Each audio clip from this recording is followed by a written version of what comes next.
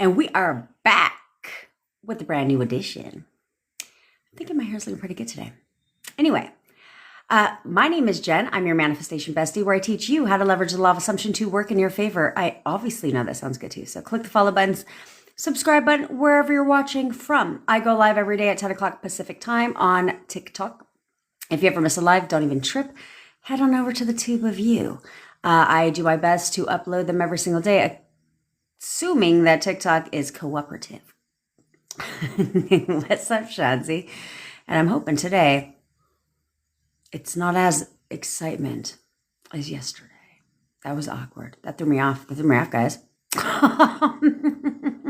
When your circles collide. Anyway, if you're interested in having me manifest your SP for you, or you want to work with me one-on-one to figure out where you're going wrong so you can get it right, then all links are in my bio. I got a WhatsApp group, text coaching, guided meditations, hypnosis audios, all the fucking things, okay? In the bio. No. Hello, Elena, girlfriend. Look forward to talking to you, sis. So let's discuss a couple things. Thanks, Lindsay, girlfriend. Oh, I get to sleep in tomorrow, guys. What? Life just got better. When I say sleep in, I mean like 7:30. I feel like I'm winning if I sleep until 7:30. You know what I mean? Anywho, and I got blackout curtains. So, anyway, things have been topsy-turvy, but let's talk. I did not, but I feel like it's looking pretty solid, right? It wasn't looking this way in the videos I just recorded, but hey, you know, what can you do about it?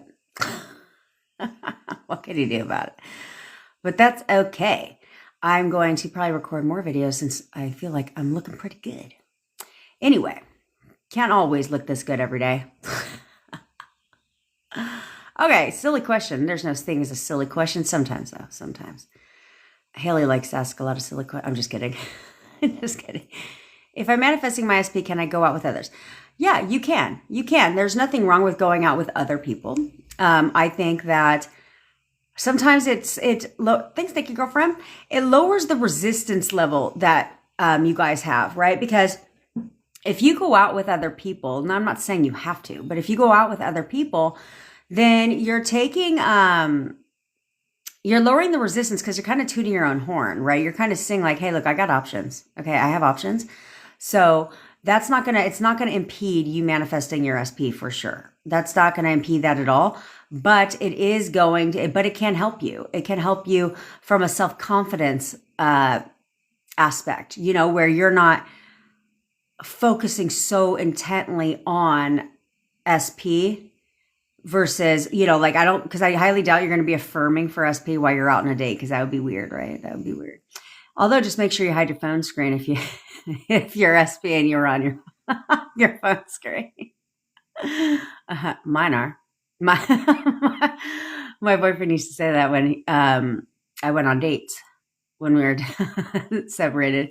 He goes, they never said anything about your phone screen? I was like, well, no, it's rude to be on a phone when you're on your date. Even though I never went on any. Hey, Patriot vibes.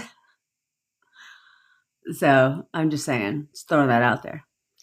Your sister, Shanzi, contacted this cord is driving me nuts. Okay. Your sister contacted your SP yesterday and the response was positive. He mentioned he's waiting on me. Great, Shanzi. So what does that tell you? See, this is always like, when people tell you things like that, you have to read between the lines. Okay, you have to read between the lines. Same with like what they say when they broke up with you, right? See, most people will say like, don't dip into old story. Old story is bad. No, if you're going to recall the shitty stuff from your old story, yeah, that's bad. We don't want to do that. But why can't you recall the things they actually said out of their mouth to you? You know, because if they said positive things about you and your relationship to you, then why can't you recall those? That makes it real for you. Those should be your entire inner conversations, is everything you've heard out of their fucking mouth when it comes to you. Okay. So when Shanzi, when your SP's like, he's waiting on me. Yeah. He's waiting on you to get clear. Okay. He's waiting on you to get clear on what it is that you want. A lot of your SPs are waiting on you to get clear on what the fuck it is you want from them. What is it you want out of this relationship? Do you want a relationship? See, you guys get it confused and you guys swap it around. Thanks, and pity, girlfriend. You guys swap it around and you think that you're all waiting on them. I'm waiting on them to commit to me. I'm waiting on them to confirm. No, no, no, no, no, no, no, no. They literally can't confirm. Thanks, Kelly sister. They literally can't confirm until you confirm, until you know that that's what they want. If you don't know that that's what they want and you're questioning if that's what they want, they're not going to just wake up one day and be like, you know what? That's what I want. Because they're showing up based on your assumptions of them. So if you don't know what your assumption is of of them wanting a relationship with you, they can't push that out. They literally can't. So now they're sitting here, like I tell you guys when we do the photo method every day, that they're literally sitting here waiting on you to fucking make up your mind. So when are you going to make up your mind? When are you going to decide? And when are you going to get a grip on letting the dumb shit go? Because we'll just take myself as an example. Hey, NYC sister. Okay, we'll just take myself as an example because that's all I can use is my real life experiences or things that are told to me by my clients. Okay, so you guys freak out about being left on red or delivered, like it's going out of style, right? But I messaged my boyfriend at 10 o'clock last night to say goodnight. He didn't respond until like this morning. Do you think I gave two shits? No, not at all. It wasn't that serious. Why? Because I said he's probably sleeping. That's all you need to do is make up the story you want in your mind instead of being like, oh my God, refresh. What is he doing? Why hasn't he responded? Why hasn't he responded? What? No, that's a time for you to go in your mind palace and create the stories you want to. It's not the time to go and moan and groan and gripe and bitch, whine, and complain. Because I think a lot of you guys find it a lot easier just to do all that shit. Just let me just bitch and complain about him and then get all of my feelings about why he's not doing what I want him to do. That doesn't make any sense. Yassine, since I started suddenly watching your lives, I got business and money and 2 SP successes. Are you all paying attention? Are y'all paying attention? She didn't even ask. She just listened. See, that's the thing. I love to think that I don't make the shit up because I don't. I don't make it up. But snaps for Yassine. That's what it takes. To implement. Stop listening and bitching. Why don't you actually, do it?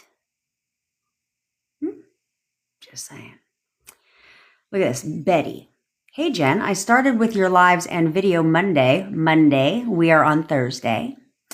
And I wanted to tell you, he reached out last night. Oh. Look at all you guys fucking, you know why? Because you know what they're not doing? They're not sitting here all day long bitching and whining and moaning and groaning. That's what they're not doing. And that's, well, let's do the math, guys. Monday, Tuesday, Wednesday, Thursday. And today is Thursday. 3 days. 3 days. What's your problem? I'll wait. Now. Here's what you're not going to do because I already know you're tempted. I already know you're itching. I already know you're itching to message Betty and message Yassine and be like, what did you do? Because you guys can't help yourself with that shit. They listened to my stuff. Okay, they implemented. They didn't just whine and sap around all day long. They did. You see how this works? Okay, Tasha, I'm on it, sister. I should have already been on it. I'm pretty sure I am. It's in my Google Drive already. I'll have to check today. Hey, kitty cat. I will check it out, sister. Oh, yeah, the admins did tell me that you needed me to reach back out to you. He could recall how long we were not together. He could recall how long we were not together and that he is waiting on me to reach out. So did you reach out, Shanzi? Oh, did we give snaps for Betty? Snaps for Betty. Shanti, did you reach out, bitch?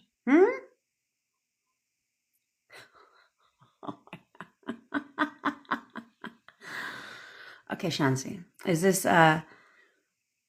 this where you're going to now be stubborn? Is this where you're going to be stubborn?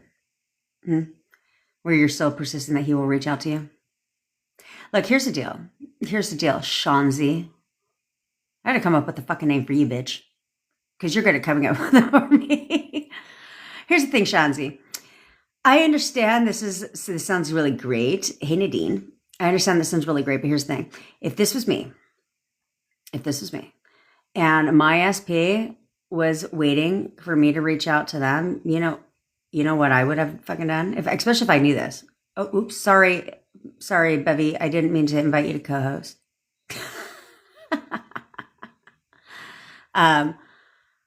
But do you know what that means? Okay, there we go. Look at this. Jesus. Already flagged. Fucking morons. Okay, sorry. If my SP was waiting for me to reach out and I had confirmation that he wanted me to reach out to him from a trusted source, do you know what I would have done? Take a guess. I'd have reached out. Do you know why? Because I want to talk to this man. What the fuck? Because I miss him. I love him.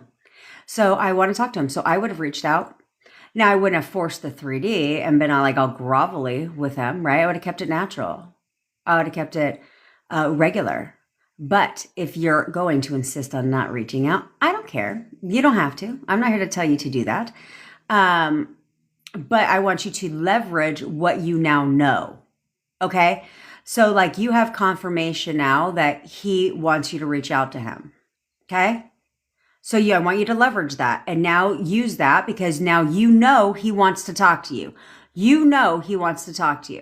So because you now know this, you're going to leverage that when you do the photo method and tell his ass to contact you because you should know. He should do it very quickly because you should now know that he wants to talk to you. And the knowing is what pushes out. So tell yourself that because you do know that. Be like, yeah, no, I know he's going to contact me. Actually, he's contacting me right fucking now. Because I don't know what time it is where you're at, Shanzi, but he's contacting you today, bitch. Here's your second reading for the day.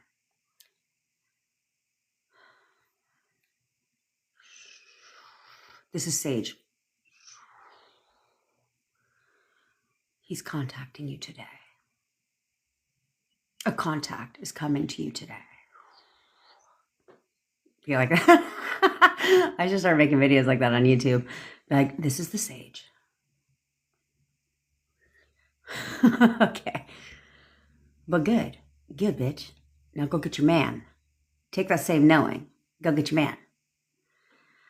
I made a move in my 3D and now I'm blocked.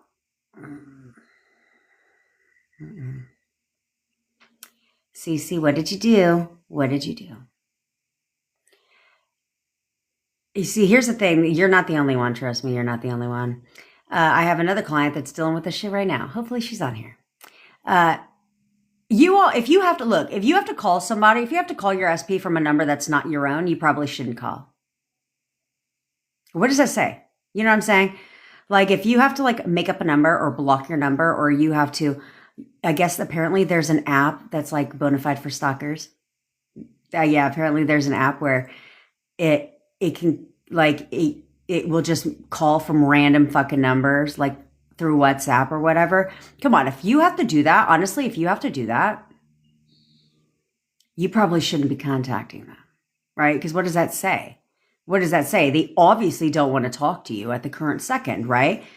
Because you wouldn't have to hide who you fucking are. Okay? But what you did is you forced the 3D, CC. This is always forcing the 3D. And whenever you force the 3D, it never pans out. It always backfires 1,000% of the time. I have yet to have somebody force the 3D and be like, no, it totally fucking worked out. Actually, we're going out tomorrow. No, usually this is what happens. It slides back. Now you're blocked. And now your feelings are hurt. It didn't help you doing that. Versus if you would have just gone in your mind palace, stayed the course, focused, and let it happen naturally. See, that's the difference between manifestation and forcing the 3D. Is one is forced. Whenever you force a 3D, you're forcing, pushing. But then when you go in your mind palace and you consciously manifest, then that's happening naturally. Naturally. One doesn't work, the other one does. So you would want things to be their idea, not yours, okay? And doing that, you should only reach out if you know that they would respond. If you don't know the answer to that, you should not be reaching out. You should not, because it isn't going to go well. It is not going to go well at all. But people get so fucking impatient that they just do it. They just do it. And that's the thing, is you look crazy when you do that. You look crazy. And I tell you guys, it's fine. If we want gutter trash to look crazy, great. You can have all their friends look crazy. Like whoever you want in their lives, they can all look fucking crazy. But they don't want to be in a relationship with Crazy Town. They don't. So unless they're equally crazy, they don't want to be in a relationship with somebody who is on that level. So if you're doing irrational things to them, all that does is remind them of why they don't want to be with you. All that does is over and over and over again, remind them of why they don't want to be with you. Because you're doing crazy things. And they're like, see, this is why I broke up with her. Jesus Christ, this is why I'm not talking to her. You don't want your correspondence and your actions to show them why they don't want to be with you or why they don't want to talk to you. Instead, you want it to be the opposite. And this is where I think a lot of you guys forget that, yes, we're not the only ones in this world, okay? So you have your assumptions, but so do your SPs. Everybody has an assumption of people. So what is your SP's assumption of you? Don't you want to change that? The only way all you're doing when you force a 3D is confirming his assumption of you. Versus if you were to change your inner conversations in your mind and see yourself as the one on the pedestal. Because if you saw yourself on the pedestal, you wouldn't be chasing them. You wouldn't be forcing the 3D if you were on the pedestal. Because who does that? Queens and kings don't chase. They attract through their energy. And I don't mean law of attraction. But they have an energy about them. They have a confidence level about them. They firmly are on that pedestal, which is what people are attracted to, which is what causes people to chase you and pursue you, want to be with you. Not the other way around. Not the other way around. So, Cece, doesn't matter. Doesn't matter. Pick yourself up. Learn from it. That's the key. The key is to learn from this, okay? It's not to be like, okay, cool. I'll pick myself up but then next time I'm going to do it again. Like that's not the golden ticket. You know, like I always tell my daughter, I said, you have to have the ability to make good choices. So a lot of things that I taught her, I didn't teach her. I did not make her do her homework when she got out of school. I wasn't like, it's this time, it's your bedtime. Like I didn't do none of that shit. Because I told her, I said, I don't give a shit when you do your homework.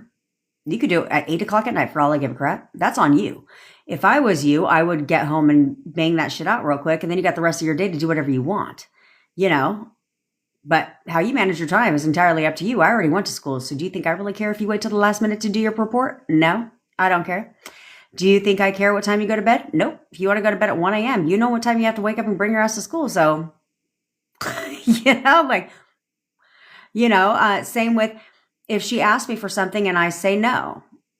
If she doesn't rebut, then I said, that's how I know you don't want it bad enough. And she goes, and she said that a long time ago. She goes, what do you mean? I said, because you should never accept no for an answer. And this is well before I was into manifesting. This is when she was a little kid. I said, you should never accept no for an answer. I said, if you want something bad enough, then come with a better proposal.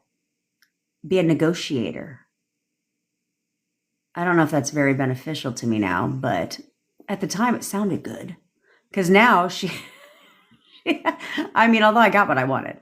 She cleaned her room. That room she's kept her bathroom clean, which I'm proud of. But she said, man, that room was clean in like 20 minutes because she wanted to buy something for $20.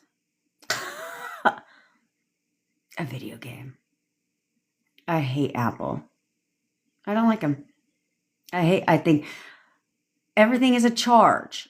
I don't pay for shit on my Android. But no, Apple, everything's a goddamn charge. And so for her, yeah, she wanted to spend $20 of my money. I said, is that on top of what you're going to buy today? Because she has early out day and they always go to the center. But she cleaned her room, so she earned it. But she made a good choice, right? Because I always told her, I said, in life, you have to know how to make good choices because for every bad choice, there's always a consequence. Always a consequence. Some are more serious than others, but there's always a consequence when you make a bad choice. But the key is to not continue to make the same bad choice. Learn from it the first time so you don't do it again. So that's my lesson to you guys. If I can teach that to a child who's now 14, then what the fuck is your problem? Come on now. Come on. My daughter's very responsible. She does her homework as soon as she gets home from school, she does her homework. She gets ready for bed at 8 o'clock. She goes to bed at 10 o'clock. She's my alarm clock because I know exactly what time it is because she's habitual. She gets in the shower at a certain time. She does all her own shit. She packs her own lunch, all that shit. Yeah. It's my parenting win around here. She was feeding herself from the bottle when she was little. I would stack the pillows up and be like. She also learned at a very early age that cry, when they can't talk, so they cry. Yeah, she learned after cry number 2 that mama ain't running because you cried. So she'll cry for like 2 seconds and then she'll just sit there and wait for me to come. Another parenting win. Don't coddle your children. It doesn't benefit them in life. I'm going to teach you guys how to manifest SPs, business success, money, weight loss, and parenting. I mean, we got it covered around here. And how to eat random food. I'm making rice with ketchup for dinner tonight. And don't not sit there and say that sounds gross because I thought so too, but it's bomb. It's got bacon in it, day-old rice, ketchup, bacon, and a sunny side up egg. I like over easy because I don't like the snot from the sunny side up. Yeah. And you do that because the yolk goes into the rice. Oh, fuck, it'll change your life, guys. Okay. My dad used to make that for us growing up. I digress. Okay. Anyway, Nicole. Hey, Jen. I'm slowly. Oh, whoa. Whoops. Hold on. Now I have to go back up as I digress. Hey, Kathy, sister. The photo method was instant. Now that I cut him off, it's not. Well, Paige, hold on. Let me go. I have to go backwards. Hey, Chanel, sister. Hey, C.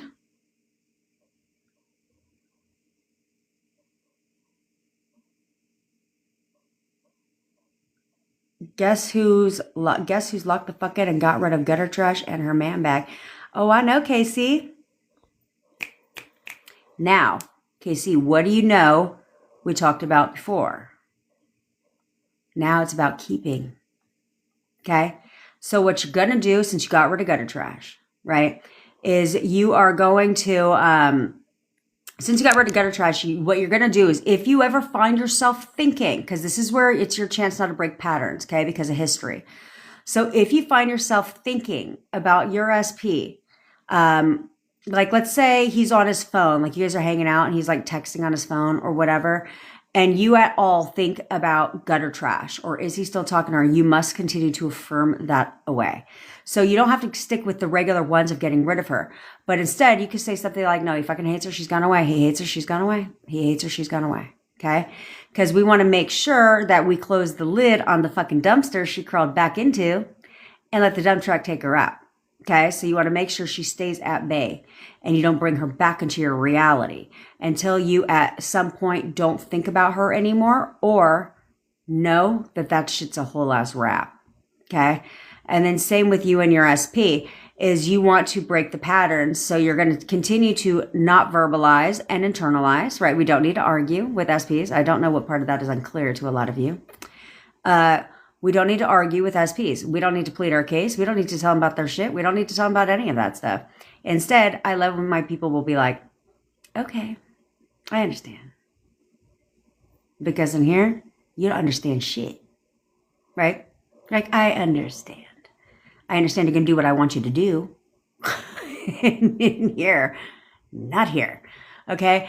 And then anytime a pattern arises, anytime something starts to mirror that from the past history with SP, that you need to break the pattern. So if you go from talking all the time to all of a sudden you don't hear from him for half of a day, or he texts you good morning every day and then all of a sudden he doesn't do it that day, you cannot digress in your thoughts again, because that's what caused this nonsense in the first place, right? So now you sit there and you have to push forward and be like, no, he's contacting me right now. He calls me all day long. Like, he literally calls me all day long. We're fucking perfect. Okay. And now move to the next step of your relationship, marriage, living together, whatever the next step is for you guys. Okay. But snaps for KC. Are you guys seeing this today? Look at all the success that's happening on the live. And then we got another half of you that's over here on some bullshit.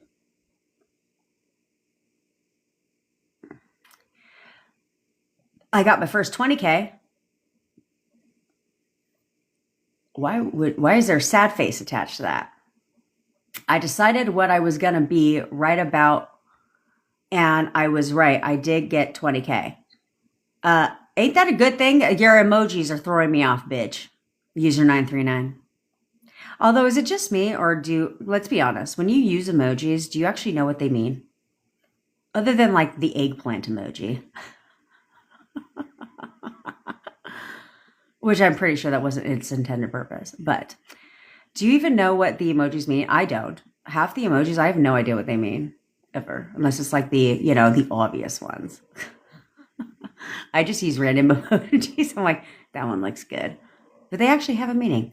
But I feel like we should only have one love one. There shouldn't be 55. Now I'm confused. Where were we before emojis? But good, user 939. Look, got a first 20K. What? Let's get another 20K, bitch. Let's get another 20K. Player lies in the background while I work, still persisting. Persist. Okay, here's the thing. How come other manifestations come instantly? Paige, the reason why is because they're not being suffocated. Okay. Hey, the Ray Boot. Hey, Angela. So that's why. Hey, Alexandra, listen up, sister.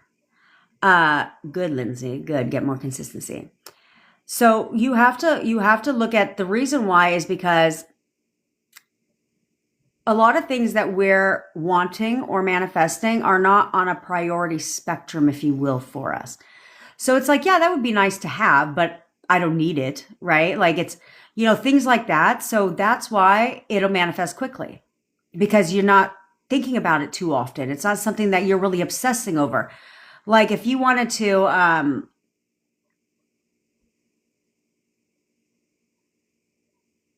so like, it's like when people will bring into certain awarenesses that like, oh, I'm going to get that job. Right. Like you're going on interviews for jobs, and then you're like, you leave from the job interview, you feel really good about it. You're like, I'm totally going to get that. I totally nailed that interview. They're giving me that job. And then you don't think about it again. Then all of a sudden they give you that job, and that's a manifestation because you knew you were going to get the job. But you weren't obsessively thinking about it. You weren't over here all night long like, I'm going to get the job. They're totally going to give me that job. They're giving me that job. I'm getting that job. I'm getting that job. I'm getting that job. No, because you have other interviews lined up, right? So it really wasn't something that you're coming from a place of like, oh my God, I need this and all my eggs are in this one basket.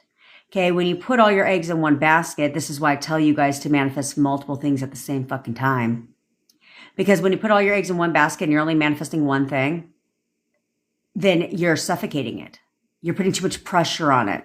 There's too much, and because of that, there's too much resistance, because it's like all or nothing. It's all or nothing, sink or swim.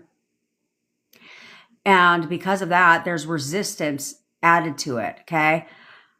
But it's like, Paige, the reason why you're finding that it's working backwards for you, right, is like you did the photo method and it worked instantly, but then you cut him off. Why? Ask yourself, why did you cut him off? Okay. Because if you cut him off This is why it's no longer working instantly for you. Because so things would not be going great with me and my boyfriend, and I just cut him off. You know what I'm saying? Kind of like he wouldn't cut you off if things were going great in your relationship. Okay, so there's a reason why you cut him off. And so because of that, you need to go back and you need to revise that. You need to sit there and say, and when I revise, I mean reframe it.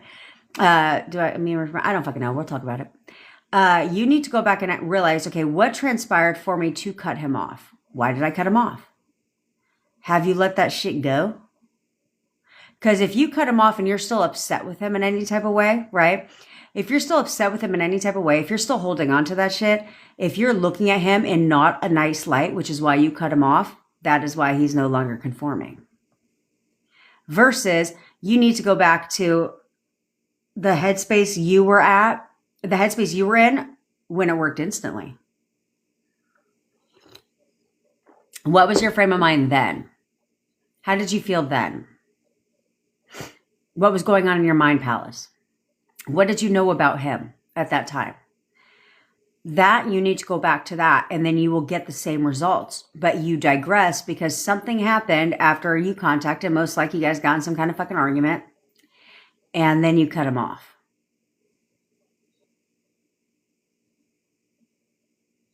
Y'all need to stop being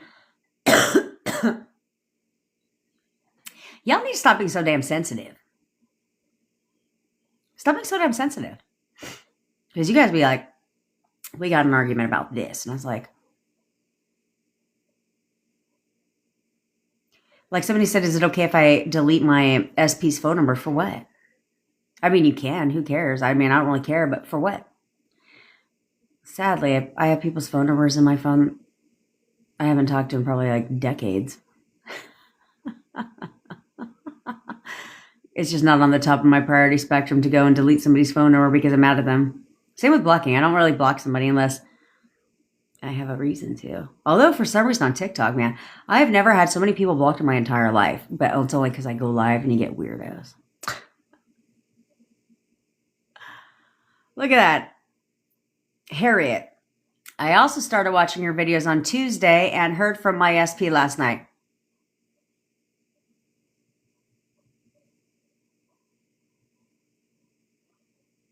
Again, guys, it's Thursday. And yeah, last night was Wednesday. I'm just breaking it down for you. That's one day. Two, if you want to consider Wednesday. Again, what's your guys' problem? There's nothing that makes them different other than the fact that they just did. Okay, but you guys overanalyze the gang shit. Oh, excuse me, that was so fucking rude. Snaps for Harriet. My fingers are going to hurt today. I can already tell. My fingers are going to very hurt today. Because of all the snaps everybody's getting. Because of all the snaps everyone's getting. And did somebody ask for everybody to post all this shit? Because I feel like I'm going to have the best day of my fucking life today. I'm serious. I feel like I'm going to have the best day of my life today because nothing brings me more joy. This is why I go live every single day. This is why I teach what I teach. This is why I answer your questions. This is why I help you. This is why I create video content for you guys. This is why it's all centered around SPs. This is why I don't give a shit how many people want to come in here and talk shit. I'll still be on there tomorrow. Because nothing gets me more joy and satisfaction than seeing people getting all of this movement from their SPs. I know what it's like. It's fucking exciting shit. It's exciting when it starts to work in your favor and you start to get back in contact and you don't have to do anything but be. And know. Be and know. Because I'm going to give you a task today. I task you guys every fucking day. I would like you to actually do them. But only do you, because I can see, I have eyes. So in the WhatsApp group, I can see where some of y'all will wait till you're in a dark place.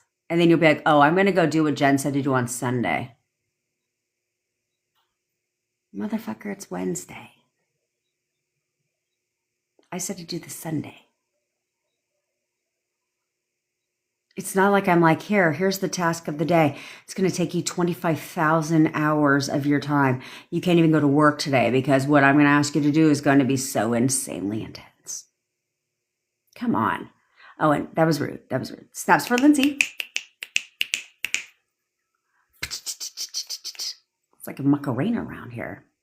But I hope you guys are being inspired by all of this because that's, I had to work my way backwards. Okay, now here we are. If I didn't answer your question, it was way up there. If we have to, again, I will tell you.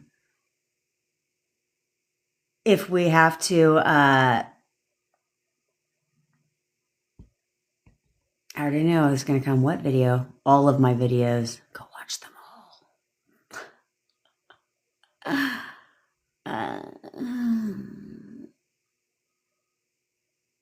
That's right, Jackie. My lock screen on my phone, I did things. I told you guys should do this, okay? Because it makes it more real for you, right? Is the only way I would say is act as if you're in a relationship with this person is like, I have a magnet that's been on my fridge. It's never been taken off. It's going to be taken off soon, but it's never been taken off my fridge. And it was the picture of me and my boyfriend's first date. It was on my fridge the entire time. It never was removed. And yes, I've had people over. So it was always there. On my dresser, I have a picture of when me and my boyfriend went out of town for the first time together. A little weekend tryst. That picture never got taken off my dresser with the first rose he ever bought me. That's always been there. My lock screen on my phone was always me in his picture. The name I have in his phone was never his fucking government name. Okay? Like things like that is what I did for myself. And I wake up every morning, kiss him good morning, and kiss him good night. And then I cleared out my drawers. I cleared out half my dresser drawers and half of my closet so that he had somewhere to live. You can't be like, he's going to live with me, but yet I have no fucking room for his ass at all. I clean up my garage and everything. Okay? Because that's what made it real for me. That's what helped me step into the assumption a little bit more. And that's what it is you have to step into the assumption a little bit more. A little bit more. Because if you guys were looking at them, I don't know why your panties are in a fucking bunch. I do not know why so many of your panties are in a fucking bunch when it comes to like you manifesting your SPs. Why are you making this so fucking difficult? So difficult.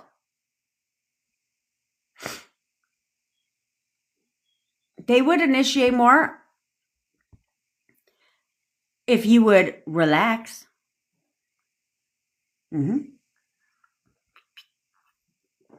I don't ever have to push. For what? For what? Again, this is a self-love thing. I told you guys that you guys should be working on finding that version of yourself back.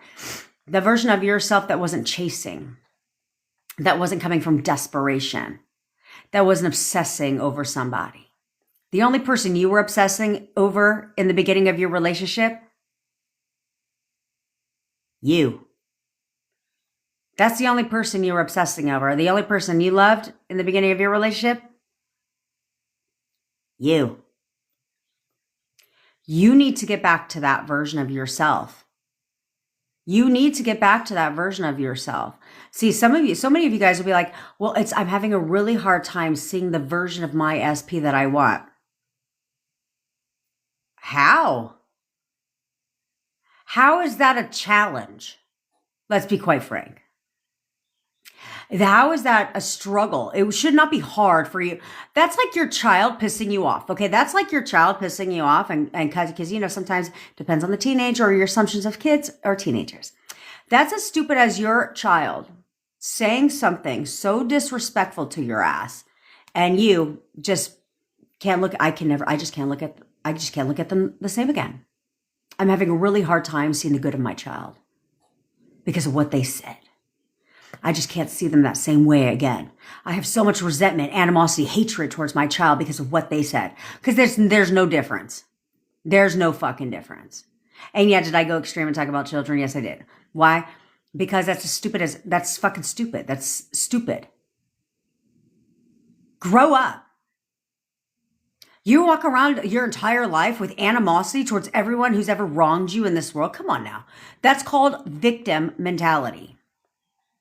Stop being a victim in your own fucking reality. You're not a victim of shit. They didn't do, how many times do I have to tell you, I don't even know why you're upset with your SPs and you can't see the good in them. You're the one that chose the bad in them.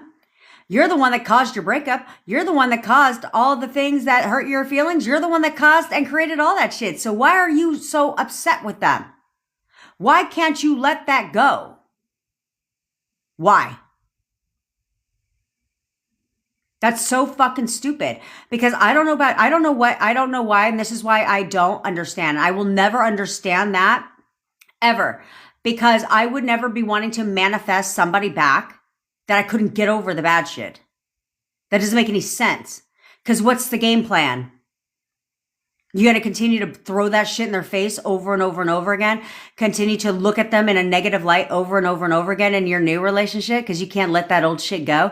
If you think that you're going to manifest your SP back and then all of a sudden detach from the old shit, I promise I'm here to tell you, you're not. You're not. You're not going to be able to let it go. All of a sudden, it's not like a flip is just going to switch is just going to flip. And be like, oh, now we're back together. I totally forgive all that shit. No, you're not. No, you're not. You're just going to sit there and be waiting. I'm just waiting for them to piss me off again because, ooh, I can't wait to bring this shit up again. Come on, you got to let it go. Are you mad at ex-employers that pissed you off decades ago? No, move on. Move on from it. Or get over it and manifest somebody whole ass new that you don't have a history with. But still, you have to do things differently. And a lot of you guys, it's a matter of acting like a fucking adult. Doing adult behavior, not children behavior. Not reacting to every fucking thing you see or don't see. Not getting all your panties in a bunch every waking second of every day and self-loathing in your pity party. That's not dope. That's not cool. And it isn't fucking getting you anywhere last time I checked, is it? When's the last time you were self-loathing in your pity party and your SP was like, hey, want to go out to dinner tonight? No, they're not. But I guarantee you, every one of these people on here that are getting movement from their SP, I guarantee you what they're not looking at their SP like is an asshole, an avoidant, a narcissist. They're not viewing them that way because they're not, their SPs are conforming. Plus, they're not overthinking the shit. She said, do this. Okay, I'm going to do that. Oh, I should do this. Got it. They're not stressing about it, checking every waking second they get. Where's it at? Where's it at? Where's it at? Where's it at? Where's it at? No, there's nothing to check. You guys spend too much time checking how many times I got to tell you, you ain't going to have to check shit. You're not going to have to check shit. They will confirm it all. Automatically. Confirmation comes automatically. You don't need to check for shit. Now, is there movement in the back end that you don't see? Yes, 1,000% of the time. There's always movement that you're not seeing. But when they come back in contact with you, they will give you all the confirmation you spent all this time stressing about. And because here's why there's movement. Let me explain why movement is happening behind the scenes and you can't see it. Okay, here's why. Because when we're affirming or we're focusing on inner conversations, okay, about you and your SP, it's not hard to toot your own horn by being like, they're so obsessed with me. I'm all they ever think about. They think about nothing but me all day, every day. Like everything, and assigning signs that, yeah, they're thinking about me, right? There's no resistance to that. There's no resistance to somebody thinking about you. So because of that, movement starts to happen behind the scenes very quickly because you don't really have resistance to if somebody's thinking about you or not. You're not walking around town all day long like, are they thinking about me? Do they think about me? I wonder, do they think about me? Do you think they're thinking about me? I don't think they're thinking about me. Like, you're not doing that all day. So when you think that way and you do that, movement starts to happen immediately behind the scenes because there's no resistance to that. Now, why you don't see the movement in your 3D is because you have no resistance to someone thinking about you. But we can't say the same about somebody contacting you or wanting to be with you or wanting to actually talk to you. That's where the resistance comes in. So therefore, until you lower that resistance, there's still movement happening on behind the scenes. But they literally can't do anything about it until you lower the resistance to what it is that you actually want. But that's why movement is going on 24/7 behind the scenes, because a lot of the things that you guys are saying in your inner conversations about your SPs, you don't have resistance to. So it happens behind the scenes, but it hasn't shown up in your 3D yet, because the stuff that you want showing up in your 3D, the movement aspect, like the physical movement in your 3D, is what you have the resistance to. That's why you kill me all the time when you're like, no movement, no, I'm like there. And how many times my admins have to all tell you there's always movement. There's always movement, because there's a lot of things that you think that you have no resistance to. And one of those is them thinking about you. Those things are flattering. Okay. Like, so to think that somebody's thinking about you all the time, who would have resistance to that? You know what I'm saying? Or thinking of certain things, you don't have resistance to that. Like a lot of you guys will say, no, I absolutely know we're going to get back together. That I do know. I do know we're meant to be together. I know this. And then I'll say, okay, yeah, but there's people that get back together 30 years from now because they were meant to be together. Is that what you want? They're like, oh, hell no. Right. So you may know this. So is that going to be your outcome? 1000%. Because you do not question if you guys will be back together. You know this. Just like a lot of you guys will say, no, I know he loves me. Okay, so your SP right now behind the scenes is still very much in love with you because you know he loves you. So he still is thinking. Who doesn't think about someone they love? Let's be frank. You're thinking about your SP. Why? Because you love him, right? So the same thing. If you know your SP loves you because they've told you that, they are still thinking about you. But it's not conforming in your reality, because what you want to conform into your reality in front of behind the scenes, what is that? I don't know. Oh, in your 3D and not behind the scenes? You know what I mean? Is what you have resistance to. So stop questioning the shit and just know and do. Okay. What shall I do if I'm triggered to overthink, like when my SP acts cold and tells me he is torturing gutter trash? Huh?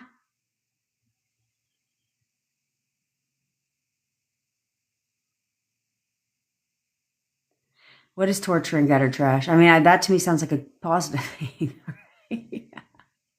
Hey, welcome to my bestie. I can't answer that because I don't know what you're referring to about gutter trash. But you feel triggered to overthink, like when SP acts cold. This is where I'm Camille. This is where you break patterns. Okay, this is where you break patterns, because you're used to overthinking when he acts cold, because we take everything personal. Especially women, it's easy for you to take things personal. You need to stop taking it personal, and you need to go in your mind palace and see only the good side in him, and cold behavior goes away. So if he shows up and he's got a bit of an attitude, don't react. You don't need to overthink. This is where your inner conversations or your affirmations take place, where you're like, no, we're great. We're great. He's the perfect boyfriend. He is the perfect boyfriend. Now, if he's talking about gutter trash, now if he talks about gutter trash, that's where less is more. Gutter trash is not your concern. And what I mean by that is we're creating the wedge between SP and gutter trash, right? And you're affirming for gutter trash to go away. However, in his reality, gutter trash is not your place, okay? So, and I've been there, so trust me. When they start to talk to you about their problems with gutter trash, I'm not saying don't respond, but just this is where you come from the opposing side, okay? Where you don't sit there, because no one wants to be told that they're wrong. No one wants to be told about certain things. So it's not your job to reiterate what he's saying. So like he could be like, yeah, she's a fucking bitch. You're big. I know. I told you she was a fucking bitch. Like I told you this. No. Don't do that. Instead, be like, let him talk and be like, I'm sorry. I'm sorry you're going through that. Yeah, that sounds awful. Well, I'm always here for you. See? Now you look like the peacekeeper, the one that's calm, the one that he can come to and confide in, versus the one he's talking shit about. Okay? So don't feed into it, because oftentimes we like to feed into it and be like, I told your ass. How do you not see this about her? How do you not see this about her? Don't do that. Don't do that. Okay? Less is more. So this is when we learn to shut up and be like, really? Okay.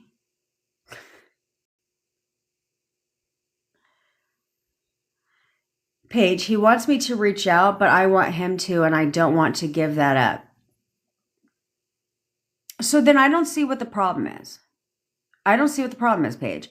So if he wants to reach out to you, if he wants you to reach out to him, but you don't want to give that up, and you want to be stubborn, and you want him to reach out to you, that's fine. That's fine. But that's where you leverage that, because just like I told Shanzi, if you know that they want to if you know that they want to talk to you, then tell yourself that, because it's true for you. So then if you knew that he wanted to reach out to you, he should reach out to you on the spot. Unless you haven't blocked on everything and all of that shit. But they should be able to then you should leverage that, if you know, especially if you know he wants to talk to you. Right now, you're contacting me right now. You're contacting me right now.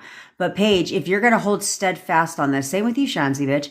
If you're going to hold steadfast on this, then what you're not going to do is when they text you, go in complete commando bitch vibe mode.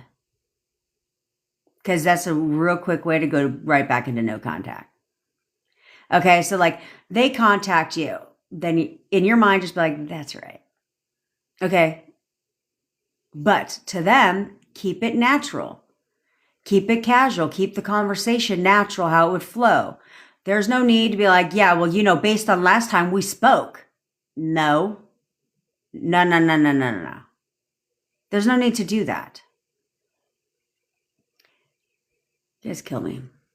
Because you know what? I would have reached out to my boyfriend one lickety split second, especially if he was like, hey, I want to talk to you. I'd have been like, ring a ding ding, hello. That's just me. That's just me. But then again, I want you guys to practice the, what the hell? Attitude. Feel like, you know what I'm saying? Like, oh, what the hell? Let me go for it. Like, I want you guys to practice that fucking attitude, because literally that's what brought us. I mean, we were talking, we had exchanged some text messages before this happened, but when we really got back into full contact I told you guys, it was when I got locked out of the pool. And I was like, the leasing office wasn't open yet. They were going to open for an hour, and I was too lazy to bring my shit back across the street. It wasn't even that far. It was like across the street. I was like, I'm not going to bring it all the way back. No. And so then I was talking to my neighbor, and I was like, I knew my boyfriend had the pool keys. And so I was like the master key. And I was like, I could call him. I was like, oh, what the hell? That was my attitude. I didn't overthink it at all. I was just like, oh, what the hell? Ring a ding ding. Hello? Yeah. That's how we started talking full time again. We had exchanged messages randomly before that over the week. But that's the attitude I had. I didn't overthink it. Nothing. I was just like, hello. Well, I need to get in the pool, so what the hell? Because when you have that, it's different. It's different. Just have that attitude.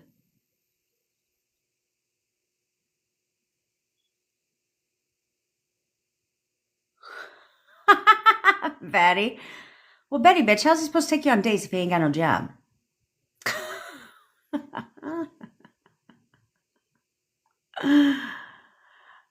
He said he has a job. She said he said he has a job interview. He said he has a job interview today. In her mind, she's like, no, you're coming home. You're coming home to me. Yeah, we'll be like, in your mind, you could be like, yeah, he's coming. He's totally coming over to see me today. Okay. You don't have to be like, no to his job interview. But do you, bitch? I don't care. But yeah, you could be like, no, he's coming to see me today. And then you can use the photo method. You're coming to see me today. You're coming to see me today. Yeah. But we want to get a job, or you're going to have to pay for all them dates, bitch. You're going to have to pay for all them dates. Hey, son.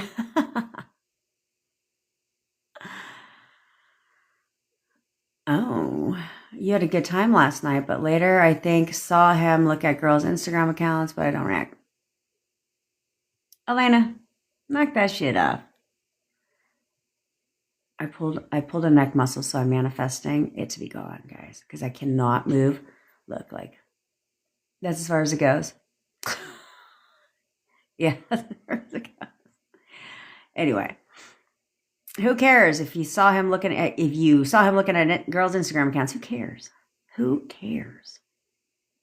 I don't care about any of that stuff. See, none of you guys would not care about that mundane things, because Elena's not alone. A lot of you guys, this is your guys' problems. You guys go down their whole friends list and want to see who they're following, and you want to go see everybody they're following and do all that shit. For what? For what purpose are you doing that? Because that's a self-concept thing. Not even that. That's an insecurity within yourself. Yeah, I guess that's self-concept. That's an insecurity within yourself, right? Because, like, I told you guys, like, I know I'm a bad bitch. I know I'm hot. I know what I bring to the table. I know what I have to offer in a relationship, but I'm not above going to a strip club either. Why? Have you seen how they move? I ain't a fucking hater. I am not a hater. Okay?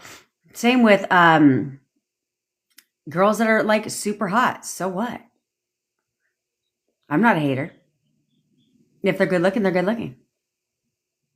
And so I'm not going to get jealous about it. I don't care. I just don't care.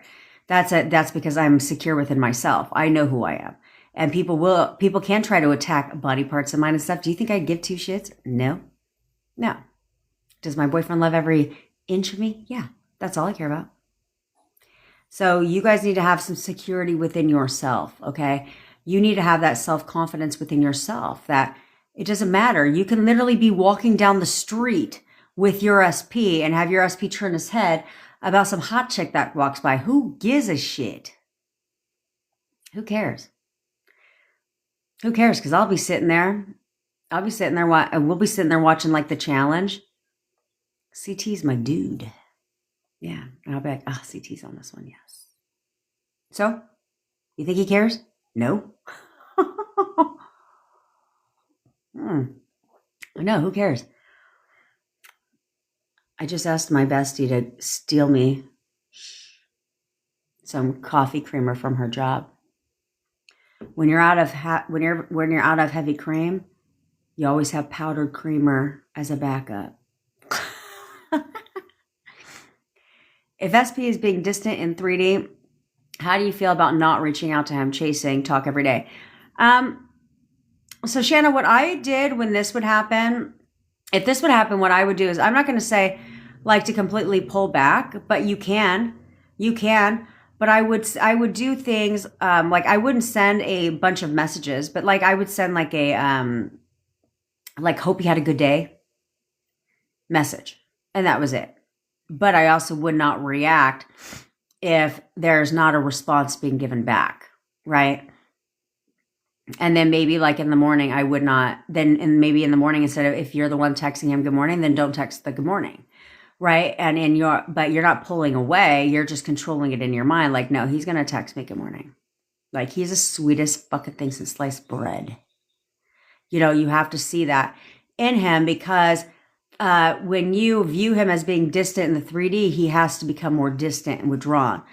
Versus if he does that in a brief instant, then you say, okay, well, you know what? I think maybe I'm going to go ahead and go in inner conversation mode and be like, no, actually, I know he cannot stand talking to me. He misses me every second we don't talk. Every second we don't talk. And then all of a sudden, he'll start to reach out to you. He'll start to do that. But you need to control your inner conversations, because even if you were to pull back and not chase, because obviously you don't chase, right? But if you were to pull back, you can't let your inner conversations take over from a place of resentment, if you will, or anger, if you will, where you're like talking shit, like, so I don't message him today and then I don't fucking hear from him. Like, I'm just not a priority to him. He's just not going to talk to me today. We can't do that, because this is where you break patterns, right? This is where you break patterns. So when you see something happening before and now it's happening again, or it looks like it is, that's when you persist forward, where you're like, no, he actually has to talk to me every day. He talks to me every day. He messages me good morning every day. He's going to text me today for sure, 100%. I already know he is. Right? Instead of letting your conversations in your mind go the opposite and focus on that. Oh, so if I don't text him, he's not going to text me today? Fuck him. What, he thinks I need to talk to him all day long? Well, he doesn't have enough time in his day to text me? Then that creates, like, because what will happen is, if you're doing that, he may very well text you tomorrow. But it isn't going to be a nice, sweet, loving text, right? It's going to match the tonality of your thought process about what an asshole he's been. Instead of you persisting forward, then he'll reach out like nothing is fucking wrong. He'll literally reach out like nothing is wrong. And then you keep it platonic. But stick within your mind, because that's the best part, when they do what you want. And it's their idea. It's their idea. Look at welcome to Mo. Yes, she is. You know, nothing like a impromptu slumber party.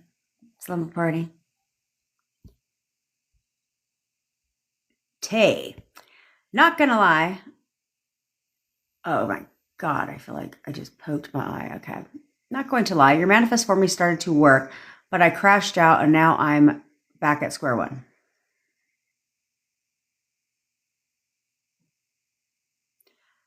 Are you in my text messages, Tay?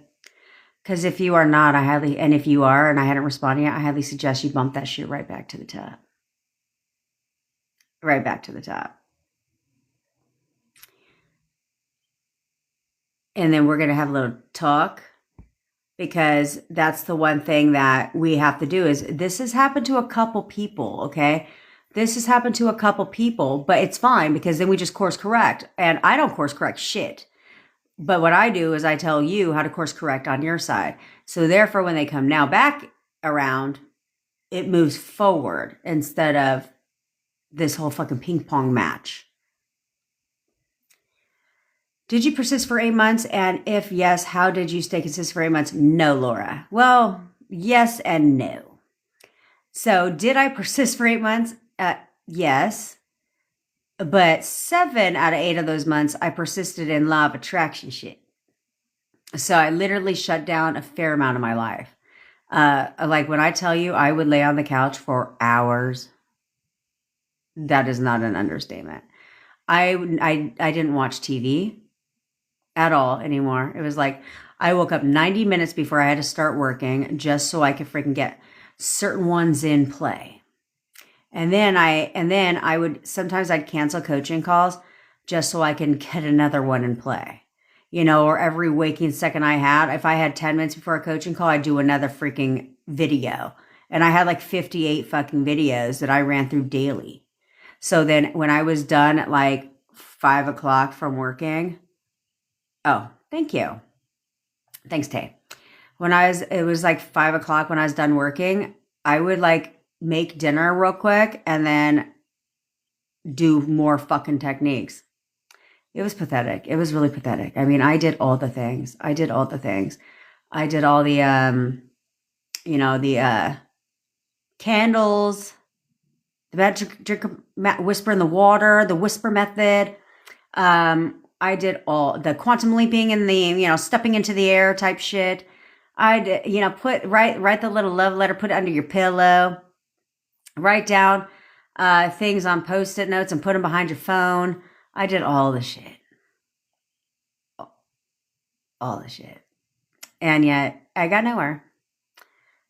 Gutter trash was still there. Still no contact. All the things. So that's where affirming for me, so I stopped, took a step back and had to think, how did things become everything? Right? Did I have to do any of that shit? The 55 by 5. I had a whole journal. 55 by 5, 369 method. 33 by 3. All the shit. And gratitude journals. And all of that stuff. And it got nowhere. And so it wasn't until I decided to reverse engineer, figured out how I caused my breakup, how the breakup happened, where I was like, oh, so it was just my thoughts this whole fucking time? Love that shit. And that's the problem with law of attraction. Can it work? Sure. But what are you thinking about the rest of the time when you're not watching fucking videos? That's what's producing. It's not the 15-minute video you watched, right? Which is why nothing in my current 3D changed. Now, when we are back in contact, did I get confirmation that things were working behind the scenes the whole time? Yes. But it were things that I knew that didn't require movement in my 3D. Okay, so be like, thanks, Asha. So be like, was there arguing taking place behind the scenes? Yes. Was there the things I told you guys you have no resistance to, thinking about somebody? Yes. Like all these different things, were going on behind the scenes. Yes, the whole time. But that none of that required movement. So like in my 3D, it was movement behind the scenes, but not movement in my face, if you will. And so because of that, I didn't know that until we were back in contact. Then when I got my shit together and I realized what worked and what didn't work, then I got movement very, very fast. And then I time crunched the last step of my manifestation. I chose the date, I selected the date, and I was off by 5 minutes because I made the decision to not waver. To not worry about shit. I didn't worry about anything.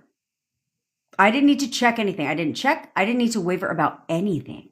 Or not waver. Did I waver? Yeah. Only because the last part of it, I didn't waver about anything except for the last part, really, was the wavering part.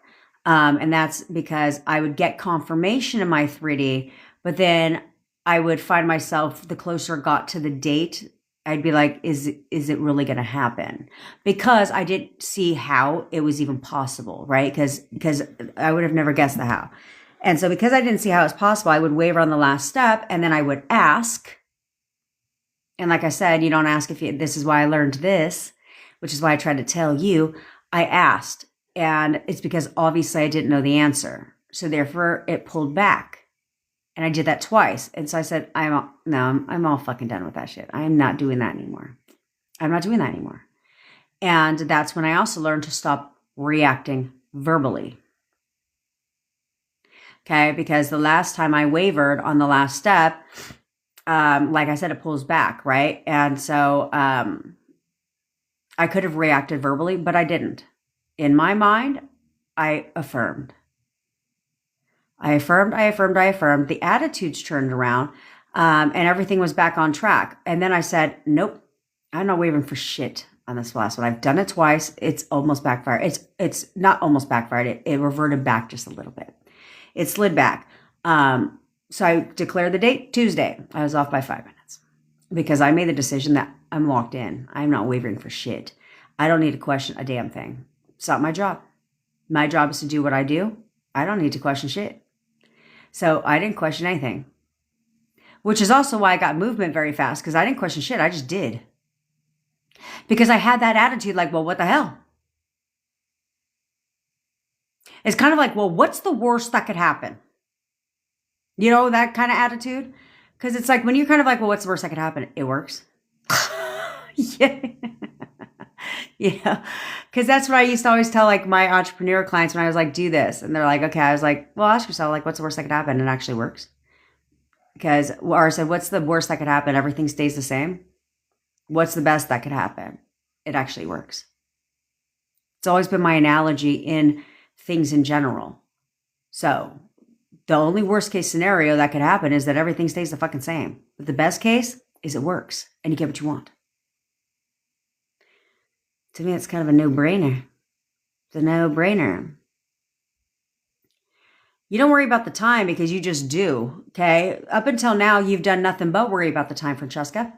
Okay, you've done nothing but worry about the time. Because what you do is you literally sit there and you guys know you guys know to the T. Unless it was a specific date of value to you, you guys know exactly when you guys stop talking. You guys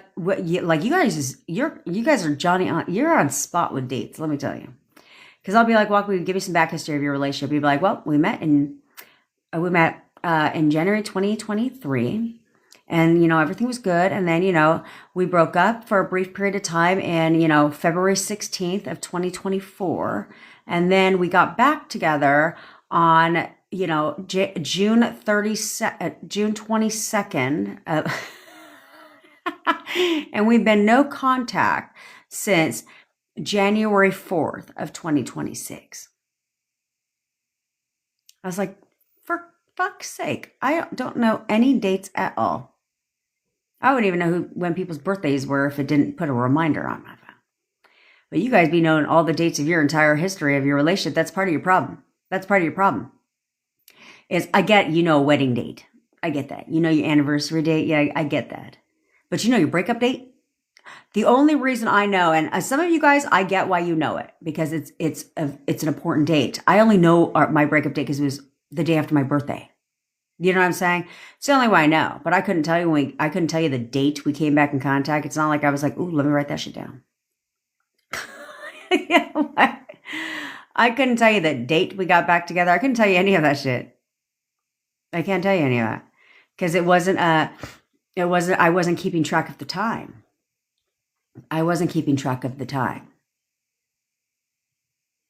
At all. I just did.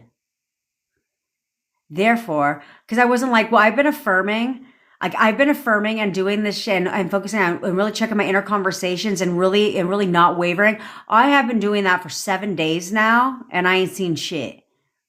I didn't do that shit. I got up every day and did. Went to bed, woke up the next day, did. Went to bed, woke up the next day, did it again. I wasn't like, where's it at? I've been doing this shit for 4 days. I haven't heard shit from him. Where's it at? I didn't do any of that shit. So, how to not worry about the time is, well, you have two choices. You can continue because if you focus on time, it creates more time. Because you keep telling yourself it's not here yet. I still don't have what I want. Right? So you have two choices. You can focus on the time and continue to push time out and continue to push time out and continue to push time out. Or you can choose just to focus on today because there is no future and no past. So you can just choose to focus on today and just do. And then wake up tomorrow because it's today and then just do it again. And then you can wake up the next day because that's again today and just do it again. That's what you could do. Because if you would just do that, then all of a sudden, they start to do the things because you're just doing. You're not thinking about it. The only time you worry about the time, let's be honest. Have you ever noticed this? When you're like ready to go home from work, right? You're ready to go home from work and you look at the fucking clock and you know when you're off. Have you ever noticed the rest of your day goes by fucking extremely slow? Mm-hmm. Where you sit there and you're just like, you're looking at the time and you get back to work. You're like, oh, fuck, I have 3 more hours. And you get back to work and then you look at the clock and you're like, it's only been 30 fucking minutes. Because you keep looking at the time. I heard about that, Flashy, and people know if Flashy leaves, here's what you guys have to understand in my WhatsApp community, especially you in the general tab. If Flashy leaves the general tab, that somebody is triggering people in the tab, in the community. We don't tolerate that shit. We put you in victim jail. Mm-hmm. And then the warden will come and see you whenever the warden, aka me, or my admins, decide to come and see you. But sometimes if you're going to spiral, if you think that, and my admins will be told this too, if you're going to sit there and spiral in your thoughts, if you think that I'm going to respond immediately, or if you think that my admins are going to respond immediately, we're not going to do that. Because that doesn't benefit you. It doesn't benefit you. Because that's creating a Munchausen syndrome, if you will, where you will continue to sabotage your own manifestation, even if you're not consciously aware of this. You will continue to sabotage your own manifestation because you get attention like a toddler when you want to whine and cry about it. Because then people are, it's okay, honey. It's all right. Pick your head up. You got this. And they encourage you, and that you get some kind of satisfaction from that, some kind of benefit from that, where it benefits you more to cry about it than to buckle down and do and get. Did you not hear the part where my daughter learned that real early on in life? She would cry. The only time I actually knew something was wrong with her is because she cried for an extended period of time. And I said, something's wrong. Because my daughter learned real early on, she'll cry for 1 minute. And if no one comes a calling, she's got a two. She was so cute. She used to use these two because they were much more secure than a pacifier. She'd pop those two back in the mouth and just keep rocking until here came mama. But I wasn't going to have a codependent relationship with her like that, where you think you're going to cry and somebody's going to come run into your beck and call. And what lifetime is that realistic? Versus my nephew. That's exactly what they did to him. And so if they didn't do that, my nephew would cry for 8 hours. He didn't give a fuck. Not my daughter. She was done after 2 minutes. And there's no more annoying of a noise than crying. I hate it. When I would go on vacation when my daughter was little, I went to Mexico and adult only resorts. Because if I'm not with my kid, I'm not about to be around other people's kids.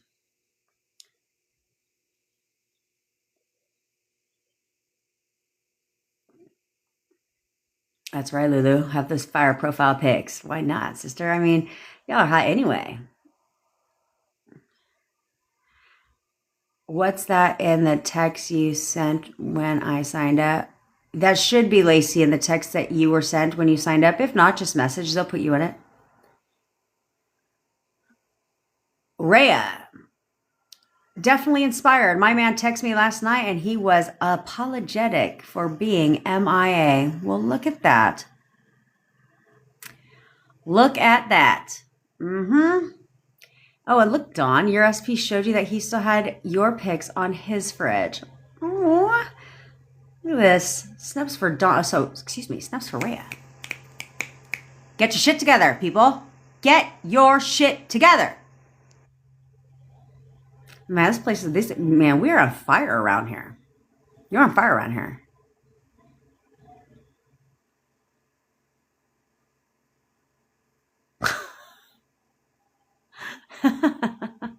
Haley, I love you.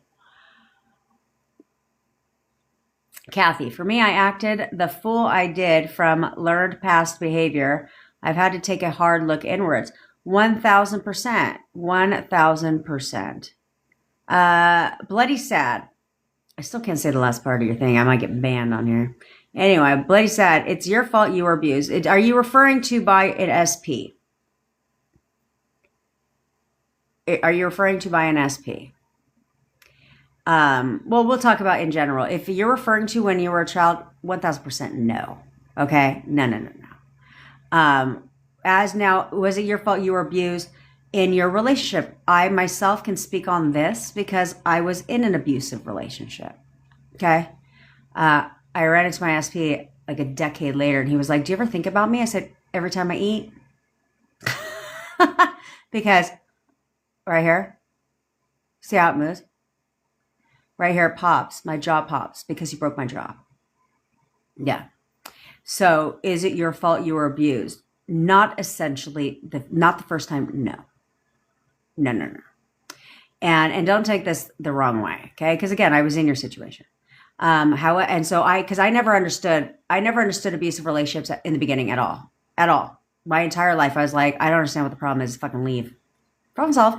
Like that was my whole analogy until I became in one. Then I understood why you don't leave. Okay. However, the first time, no. But the next time you have the next time there's a disagreement that turns into an argument and his behavior very much starts to resemble the behavior he had the first time they laid hands on you. Somewhere in your mind, you reverted back to the first time. Like, because that's what happens, right? Like if he like does it, you're like, right? We react because of the first time, right? You get startled. You're nervous. You're scared. And so it happens again. Now you got a pattern. So then every time he says something or you do something he's not happy with and all of that stuff, your mind assumes he's going to hit you. So therefore, because the assumption was created, so therefore he does it over and over and over again until you decide to leave. And I get that it's hard to leave at first. But I left eventually. But it was hard because they strip you from everybody and everything. Where you have nowhere to go. You have nobody you can talk to. Or anything. So I get it. But it's not, I wouldn't go on a limb and say it's your fault. Because you didn't know what you didn't know. Okay? So it's not your fault. But you did choose to stay. Right? Me too. I chose to stay. Okay. So, and it wasn't like, and I mean, well, it doesn't matter. You chose to stay whether you had to or not. Right. Because we could have gone and lived on the street if we wanted to. Things like that. But the patterns did progress over and over again because you assumed he would based on previous history. So I hope that helps. But I wouldn't go all extreme and say it was your fault. You didn't know what you didn't know. You know what I'm saying?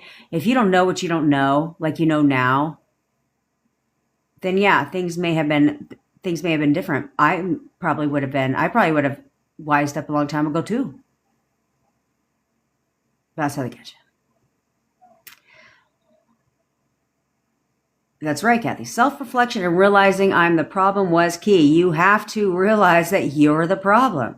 And not like in a negative way where it's like, okay, so I'm a fucking loser is what you're saying. No, that's not what you're saying. But you have to realize where you went wrong, that you created this nonsense because you also know that that's not who they were.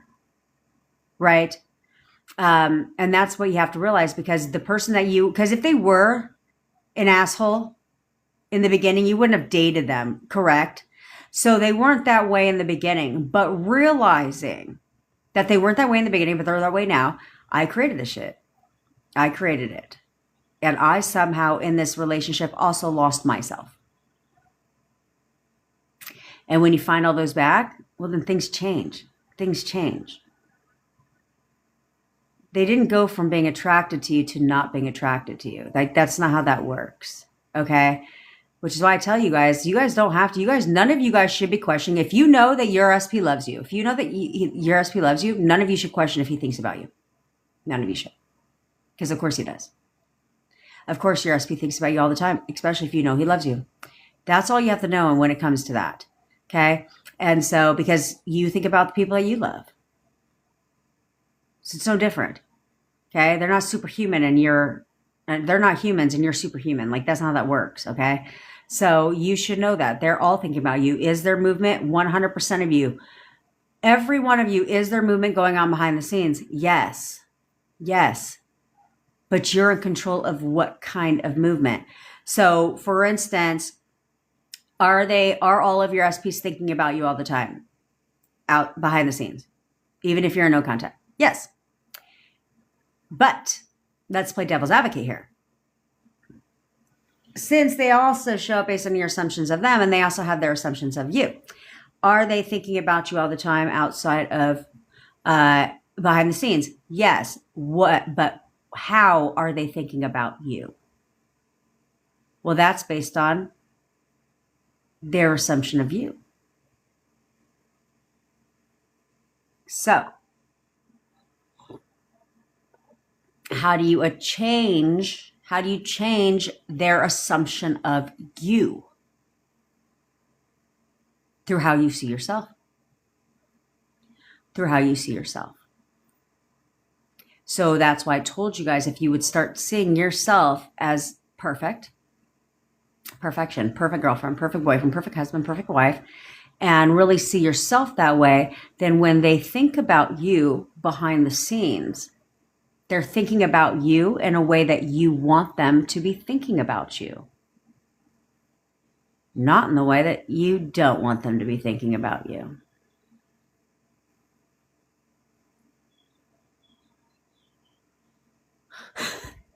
Yeah, see, I read the first part of that and I was like, huh? She said, I manifested my boss to wear regular clothes today instead of scrubs, and he did. I love this for you. See, you guys should all do things like that because that's what makes it fun and it proves your power. Because therefore, what it does is it's feedback. So it's like, okay, if I could get someone to wear a certain color shirt by saying it a couple times, then obviously that was me. That was me that did that. So if I could do that with this person, why can't I do that with SP? If I'm not even just saying it a couple times. And the only way you're going to do that is by looking in reverse engineering and saying, oh, because I didn't give a shit if he wore it or not. I really didn't care.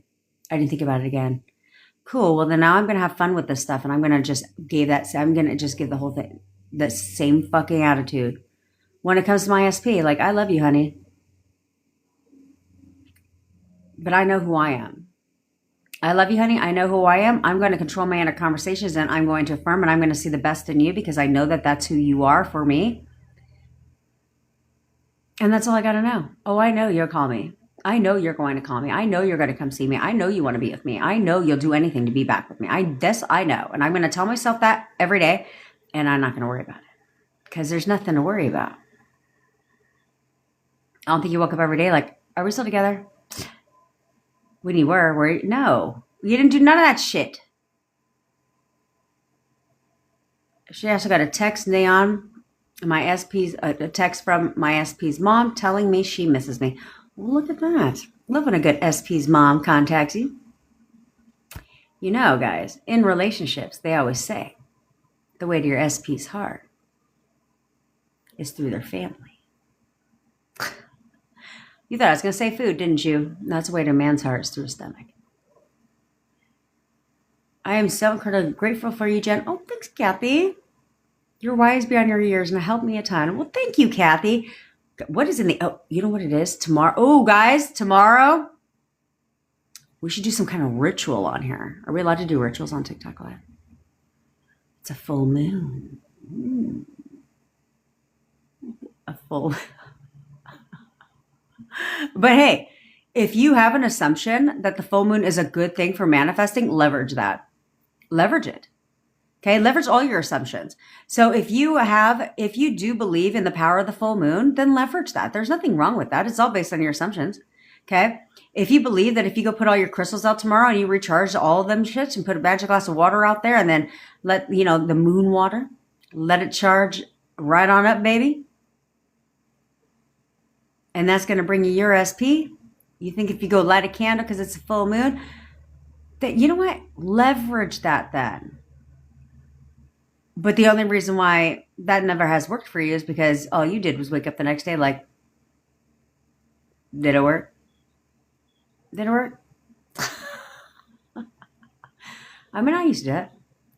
I used to have to find a perfect ledge to let the crystals maximize the moon energy. And then I would read all about the moon. My mom, I think she still sends me those too, the articles that tell you all about the significance of this moon. Although I'm telling you, I think I think I want to start keeping track of them Because I feel like every moon that they say, every full moon that they say we will not see another one for like 25 fucking years. Have you ever noticed that? I'm pretty sure like every new moon, every full moon we have is like a whole brand new moon to them because they're like, you will not see this for another 25 years. This will not happen again until 2063. And I'm like, wasn't the last moon the same thing? And then this next, the next moon, we're not going to see that. But every month we still see a full moon. So,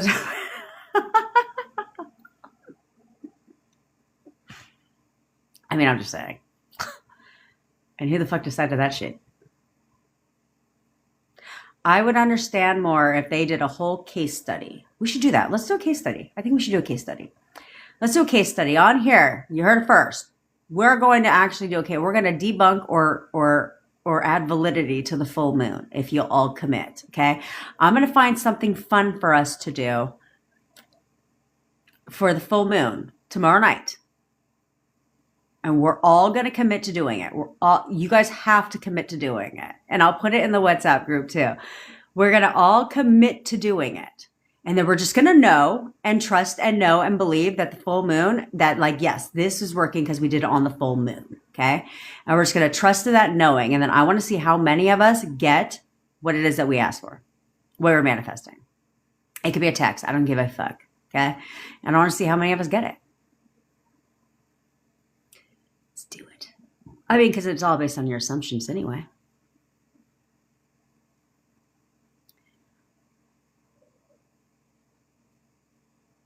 Yeah, Jackie, you don't need to worry about gutter trash because first of all, aren't you the one that was like, if you even seen her, you wouldn't be worried? Yeah, me neither. Who the fuck is ever worried about gutter trash? Never. It's always a downgrade, never an upgrade, right? We already know that. And so you don't need to worry about it, but yeah, you still need to persist in getting rid of her because that's why I like affirming, because was there a wedge created based on my own assumptions behind the scenes? Yes, because I already had certain assumptions. So the wedge was created. However, it wasn't until I started affirming against that then that grew. Instead of it just being like here, but okay, now it started changing quickly. Mine is in contact as clearing the family home and I have a daughter. He is very distant though. Change it. Stop viewing him as distant. Stop viewing him as distant. Yes, he will. Okay. Oh, look. Here the...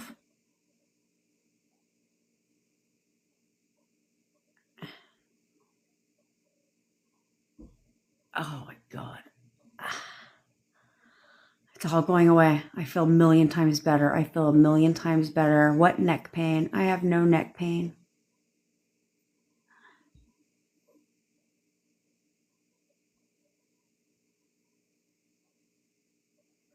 Yeah, Jacques, that's the one thing that we have to. What up, Matthew Church? Matthew, I want you to slide in my fucking DMs right now.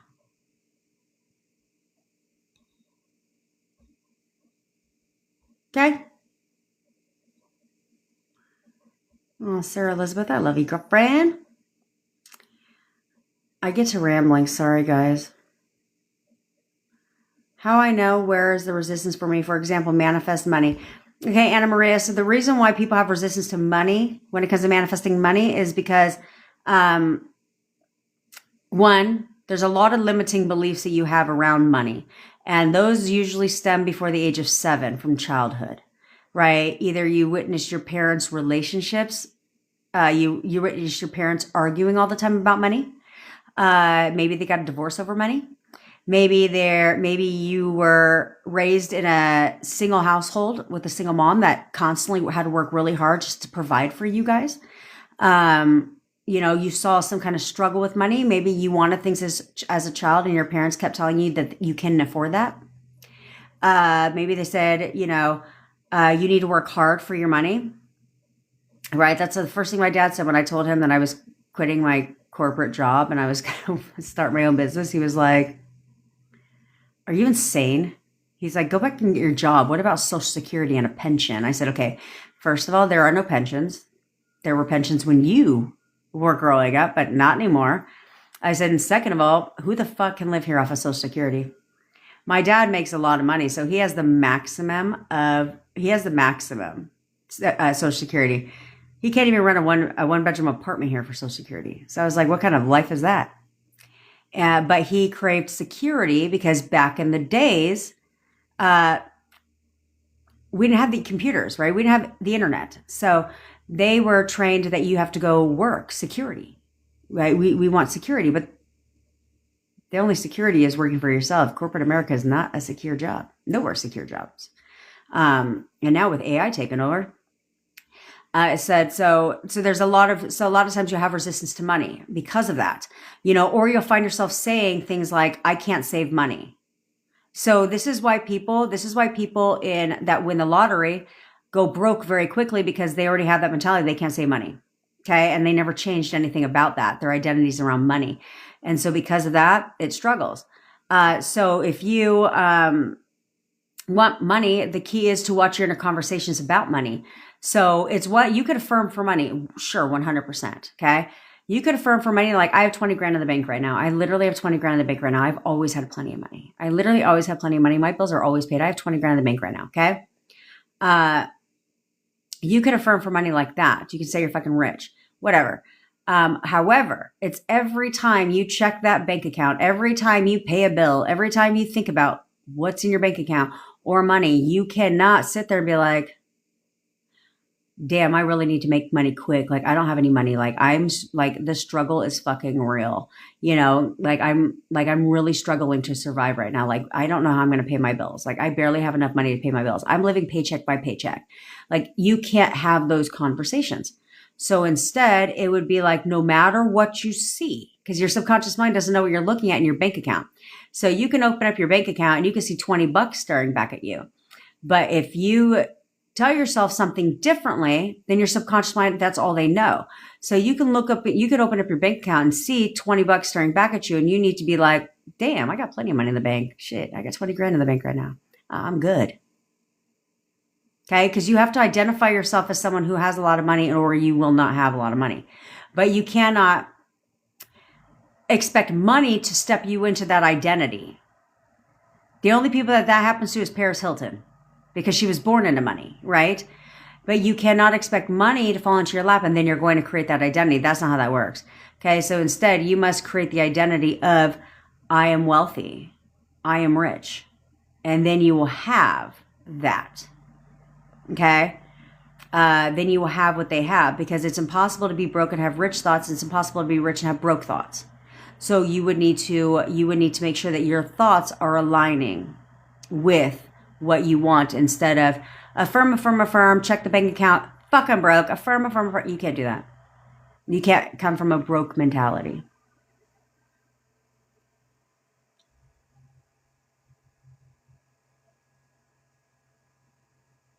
You're welcome, Elena. What do I do if everyone hates him now, but at the end of the day, I'm the one in the relationship? I kind of just want to call him, but I said I needed a month away and it's only been a week.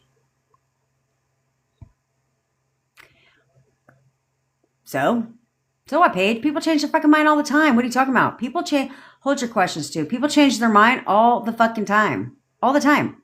So what if you want to call him? So what? You do what you want. You're the one that told him. You're the one that told him you wanted a month to figure things out.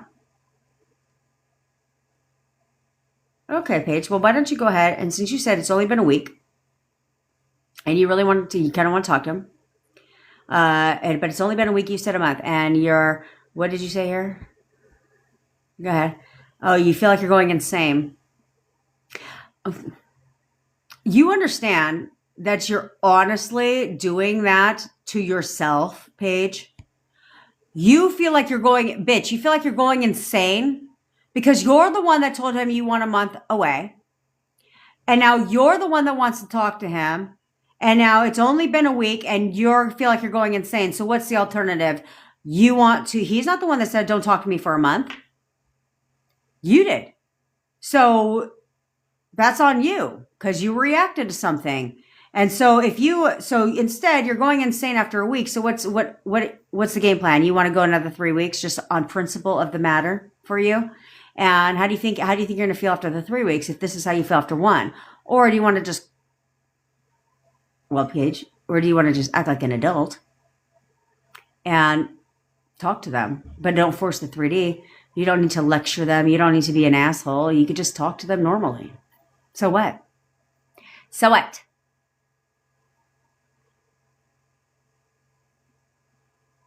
Asha, let's see. A reader told me that there will be communication between my SP, but I'll be doing more of the reaching out. Can I change that? Yeah, what you can do is not give a fuck what the reader told you.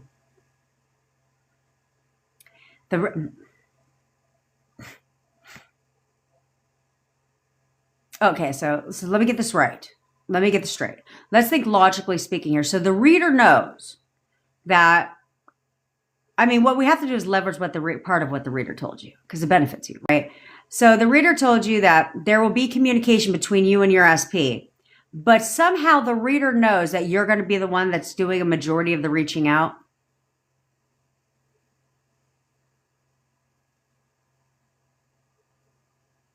Yeah, no. Yeah, no.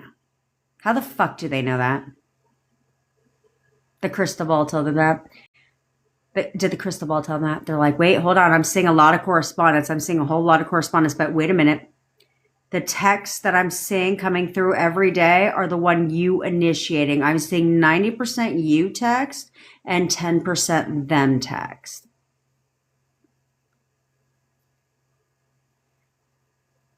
No. They don't know what they're talking about. So you can take what they said, that you can take part of what they said because it benefits you, right? So you can say, yeah, great. We're going to be in communication again. Cool. Right now is what the reader meant is we're going to be in communication right now. And I'll be doing a majority of the reaching out. Yeah, no, bitch. No, because he cannot stop talking to me. Okay. He wants to talk to me all the time. Like he's always reaching out to me first, always reaching out to me first. Every single day I wake up to a message from my SP. Okay. You can tell yourself the opposite. Just in inner conversations about how he's reaching out to you right now. Like he's always talking to you first. Like every morning you wake, you don't even open up your eyes without a text from your SP, right? All of these things. I wouldn't listen to that shit. That is the stupidest shit I ever heard. Man. Oh man, oh man. No, Alexis, you don't have to. You don't have to literally affirm all day long because why wouldn't it stress you out? I affirmed just to keep I affirmed literally just to keep my thoughts in check, just because I found it easier. I found it easier just to focus on because I found it fun. See, that's the thing. I wasn't coming from a place of, I need this to work. I need this to work. Oh my God, I need this to work. I need this to work. I need this to work. That's how I want you guys to right now. Okay. I want you guys to take one big giant fucking step back. Take one giant leap back for one hot fucking little sec. And I want you all right now to put yourself on that pedestal. Like, who the fuck does this person think they are to not contact me? Who do they think they are? Have you seen yourself? Have you seen yourself? Why would they not reach out to you? Why would they not want to talk to you? Why would they not want to spend time with you? Why would they not want to be with you?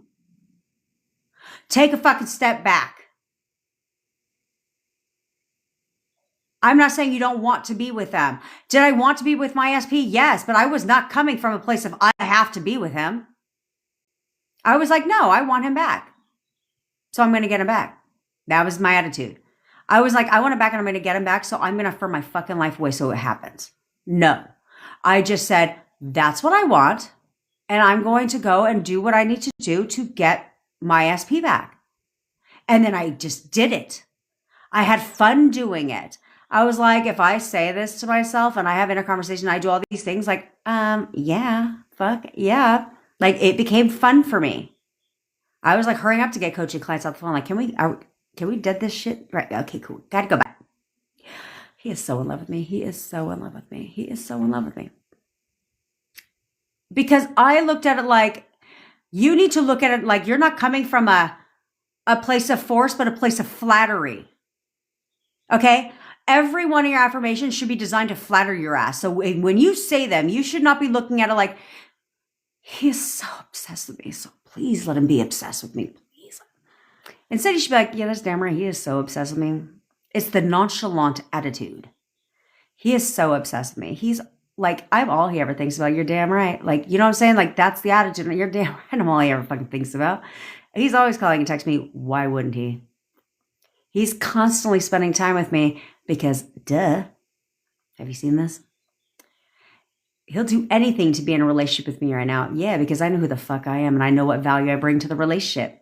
See what I'm saying? So those were the extra little commentary that I threw in with the affirmations because that's the attitude you have about it. This is fun. This is supposed to be enjoyable. This is so much fun because this is all my affirmations are designed to be like, yeah, let me remember who the hell I am. Yeah, he is always calling and texting me because why wouldn't he? You should be smiling when you're saying them because it should be like something that's flattering you, not like he's always calling and texting me, please, for the love of God, please fucking call me today. Oh my God, why isn't he calling me today? Like he's constantly spending time with me. Is he going to come see me this weekend though? Is he honestly going to come see me this weekend though? He'll do anything to be with me. I really, really hope there's nobody else. I really, really I really want him to just commit to me right now. That's what you guys are doing with your affirmations. That's the commentary you're putting into your affirmations versus having this bad bitch attitude and being like, yeah, I'm going to say this because it excites me, makes me fucking feel good. And because this is like helping me feel better about myself. Like, why wouldn't he want to talk to me like that? It's that help. That's like helping with self-concept too, because you should, when you say them, have like a, yeah, duh attitude because then it conforms. But you guys are saying your affirmations like a, please let this work. Please let this work. Please fucking let this work. Please let this work. Where is it at? Why isn't it working? Why isn't it working? Why isn't it working?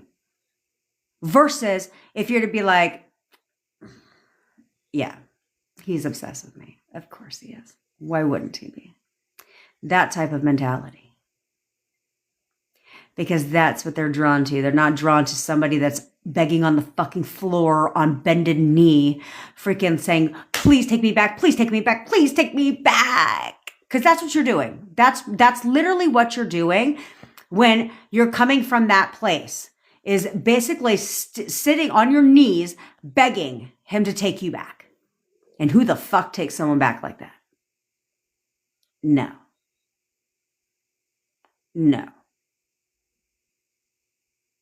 So get off your fucking knees. Get off your knees right now. Pick the shit up. Pull your shoulders back. Pop those titties out. And embody and channel the queen and the king that you are.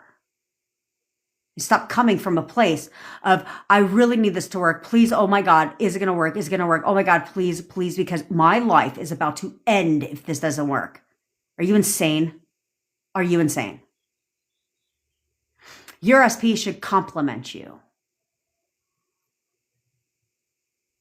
Not make you feel better about yourself. What is wrong with you?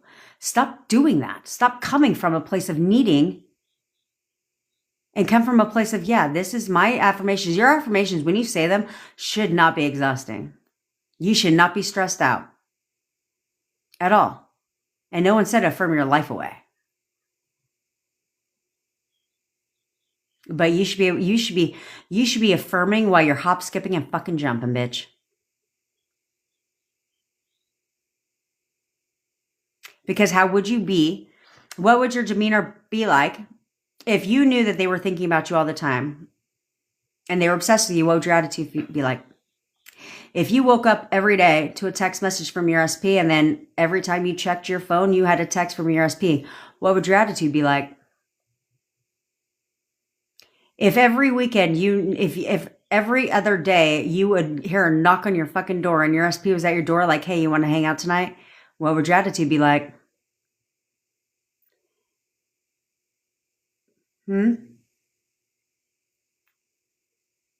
I don't think your attitude would be coming from desperation and anxiety, and you wouldn't be doing that. No, you wouldn't fucking be doing that at all. You'd be like, hell yeah. Yeah, that's right. Man, I'm blessed. I'm blessed. I have the perfect, like everything is perfect. Everything is fucking perfect. That would be the attitude you would have. Excitement. Thrill, which is why when you start to get the movement, things pick up very fast if you'll stay the course because it's exciting. Now you're using the first thing and now you're super excited. But what would happen if you were excited before the first movement in your 3D? What if that excitement would happen before you got the actual movement confirmed in your 3D? Then you'd get the movement confirmed in your 3D much quicker. Much quicker. This was never a freaking job to me. I was never exhausted. I was never defeated. None of that shit. I didn't go home every day like this one guy and kick my stuff into the house and just lay on the couch and still didn't happen today. It's all right. Better luck tomorrow. It's always another day. No, I don't fucking do that shit at all. You guys need to stop doing that shit.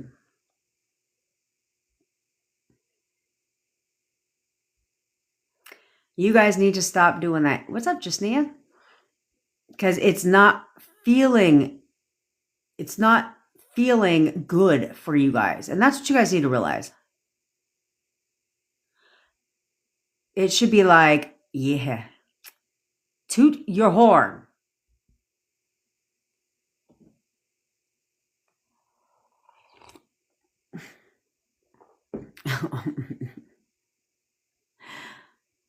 Exactly, Patriot. So it should be like these type of things should be exciting because you're like, yeah, she married me. Who else is better for her than the one that they married? Than the one that they married? No one. No one. Okay, it's just Nia. You're manifesting SP, but your ex came back, and I'm still manifesting SP, but I can't stop thinking about my ex. So now you have two SPs, is what you're saying. Well, if your other SP is not conforming, then you need to take a look at what you need to take a look at what you know about your ex, the one that is conforming. Okay, what is it you know about your ex, and then what is it that you what is it that how would you have described your ex right now? How would you describe your ex, the one that's conforming? Now compare the descriptions. Compare what you know about both of them, and then pop what you know about the ex that's conforming right up into SP, right into SP.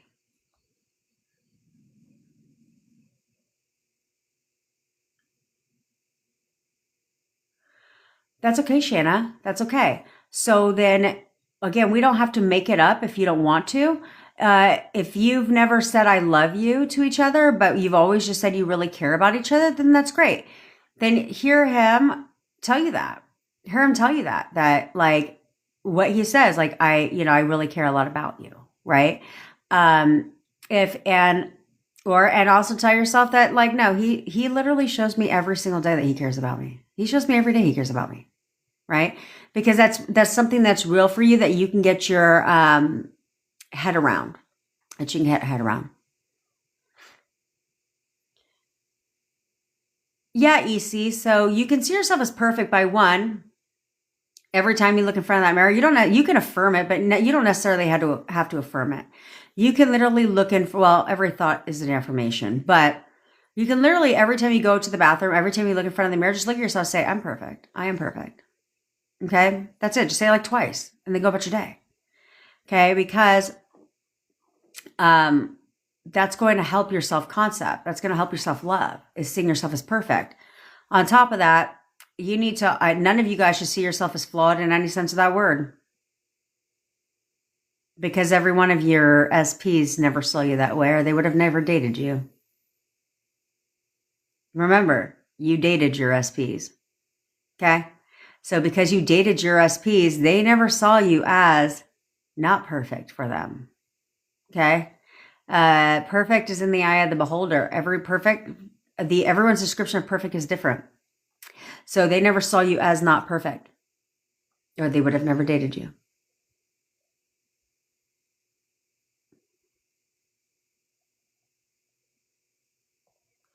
Telling you guys, let's do it. Oh, happy birthday, Jackie, girlfriend.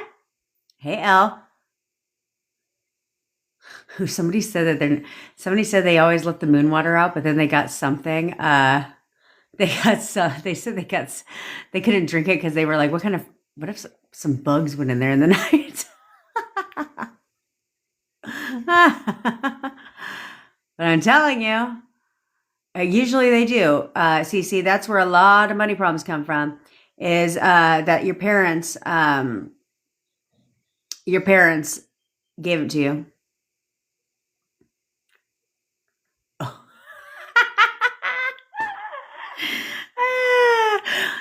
Yeah, you said yeah. I like that. She said the only reason I'm on my knees is for the other reasons.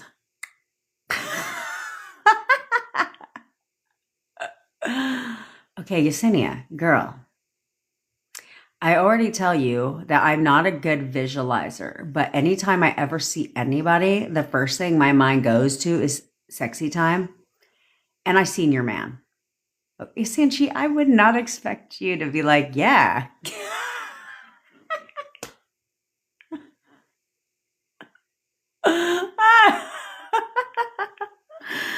But thanks for the visual, Yesenia. Good looking out, sister, because I seen your man. So now I know what he looks like. Yeah, Jasmine, I'll check your DM today. Oh, just Julia, ChatGPT girl. ChatGPT girl. You guys crack me up with the ChatGPT stuff. All right. Whoa. All right, guys.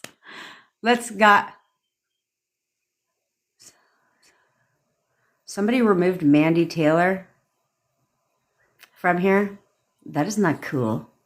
I'm just kidding. Obviously, it could have very much have been me on accident. If somebody removed Mandy Taylor from here, can somebody add her back in?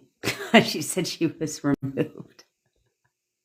But sometimes when I push on something, if I hold it too long, it might have removed her. I'm sorry, but can you bring her back? Thanks. What up, Soul? User K26, you can ask your question, but I'm going to answer right after we do the exercise. Okay? We're not going to do the cord cutting because I have to go to the ladies' room. So we can do that later. We'll do that tomorrow. Switching it up a little bit. But we are going to do the photo method right now. Okay? Because hopefully things that I said to you guys, we do need it. See, that's a good-ass idea. A taco date. Good idea. I may or may not have had tacos again last night, and then may or may not have decided at 12:30 to have a bowl of pasta again. And then I may or may not have ended it with a banana Twinkie. But because my assumptions manifest, I did not gain weight. A fried taco bowl? Ooh, that sounds good. That sounds so good. Ooh, I should take the banana Twinkies that Mina sent me. I should deep fry some of those bitches.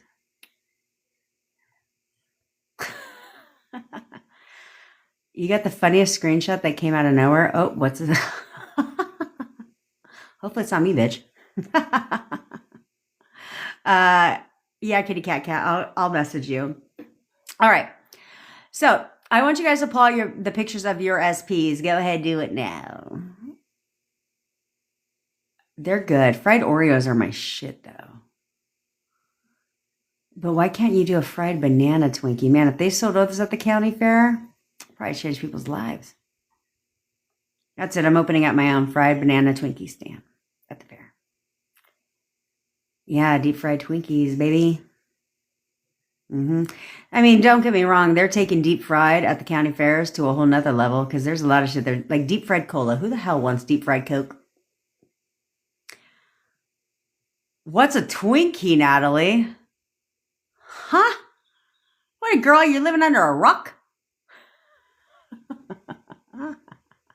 I don't know how to describe it. It's a hostess snack. It's a hostess thing. It's what is it? It's the one where I think they said, I want to test the theory. They said if you keep it like for 20 years, it still doesn't go expire. I was like, well, if you're asking me, then that's the best investment you could ever have. But like a deep fried Coke, I was like, that deep fried Coke, what happens when you take a bite of it? Yeah, they don't tell you that shit, do they? Oh, you're in England. Okay, I'll let that slide. You take a bite of the deep fried Coke and then what? It pours out. You're like, well, there we go. Now I got deep fried nothing. Ooh, deep fried pizza. Man. Now I'm getting hungry. I haven't even eaten yet. And I'm conflicted. I was going to have a bloat sandwich today to forget that I used the rest of my lettuce on my tacos yesterday. Anyway. All right, guys. You got your photos out? Oh, I like those too. I'm all hungry. I haven't had Tink either in decades. And now I swear they're getting smaller and smaller and smaller. Have you ever noticed that shit too? Charging more and giving you less. Anyway. Okay. In case you are new here, I am obviously your manifestation bestie, where I teach you how to leverage the law of assumption to work in your favor. So I already know that sounds good to you. So click the follow, subscribe button wherever you hail from. And if you're interested in having me manifest your SP for you, you want one-on-one coaching with me to figure out where you're going wrong so you can get your shit right, all links are in my bios or description below. I have a private access to a private WhatsApp group and all the things, like guided meditation, hypnosis audios, the whole works. So I'm here at your beck and call. Ooh, cosmic brownies. Yeah. Okay. So anyway, we have a rocking good time around here. Okay, so now you have your SP's photos out. My job here is to get you some kind of contact. Okay, I need you to get contact. And user K26, I will answer your question right after this. You need to get contact because contact is what it's what gets you going, right? But there's a way to get contact from your SP. The only way you can get your SP to contact you is if you start viewing your SP as the person that would contact you again. Okay, on top of that, you also must view yourself as the version of you that got the contact from your SP, the one that your SP wanted to talk to all the time, the one that your SP could not get enough of, the one that your SP pursued, chased. That's the version of your SP you need to start seeing. That's the version of yourself you need to start seeing. And unless you start seeing those versions, Houston, we have a problem. What a brand, girlfriend. So here's what I need you guys to understand. I want you guys right now, we're going to go down memory lane. We're going to dip back in an old story. Okay, Rhea, well, that's fucking rude. Next time your SP calls you and it's on my live, you need to tell him that you'll call his ass back. Just kidding. Just kidding. Look at that. On the phone with her SP for an hour. I love that for her. Okay, so go back down memory lane, okay? People tell you don't dip in old story. I tell you to embrace the old story, but the correct versions of it, because we need to go into old story. That's how you change the trajectory. Okay, so go out into old story. Go all the way back to when you first met your SP. That's right, snap, snap, for rat. I want you to recall the version of you. I want you to remember who you were. Who were you as a person in the very beginning when you first met your SP? How did you carry yourself? What kind of confidence level did you have? Who were you at the beginning of that relationship? When you first met him, you had some kind of confidence level about you. You had some kind of, you didn't need assurance from anybody. You knew who you were as a person. You loved yourself. You felt secure within yourself. You didn't need to be in a relationship. In fact, for a lot of you, you weren't even looking for one. You were totally fine being yourself until you met your SP. I need you right now to go back and embody that version of yourself again. That version of yourself again that your SP wanted to talk to all the time. The one that your SP wanted, that pursued, wanted to spend all his time with you, would do anything to make you happy. Because at some point in your relationship, not only did your SP change because you selected a different version, but you also lost yourself. Unnecessary insecurities were built. Identities got switched to match your relationship. No, we need to go back to the beginning of who you were, tapping into that version of who you are again. Because that version of you was on that pedestal. And when you met your SP, they pursued you because you were here. You didn't need them. Sure, you wanted to be with them. You liked them. You were you wanted to see where this would go, but you didn't need it. You were fine before. But that's what they were attracted to. That version of you is who they were attracted to. So if you want your SP to reach out to you, to be obsessed with you, to want to talk to you again, to want to love you, you need to go back to that version of you. Do it now. And I want you to put it on. I want you to try it on like it's a bodysuit, like an armor. And I want you to step in to that version of yourself again. And that is now who you are for you. Now, I want you to fast forward just a little bit. And I want you to go into a time in your relationship where everything was perfect. Everything between you and SP was perfect. How would you have described your SP back then? How would you have described him as a man for you? Who were they as a person for you? How did they make you feel? How did they treat you? Why them? What was it about them that you were drawn to? I want you to go back to the version. I want you to remember the version of your SP that called you all the time. Who made you feel safe, secure, confident in your relationship with him? Who made you feel like you were worth $1 million fucking dollars? Who made you feel special every day? Who would have done anything to talk to you, would have done anything to spend time with you, who wanted to spend every second they were not at work, wanted to be around you, would have done anything for you. I want you now to remember that version of your SP and only that version only. No other version of you and no other version of your SP exists anymore. This is now who you are, and that is now who they are for you again.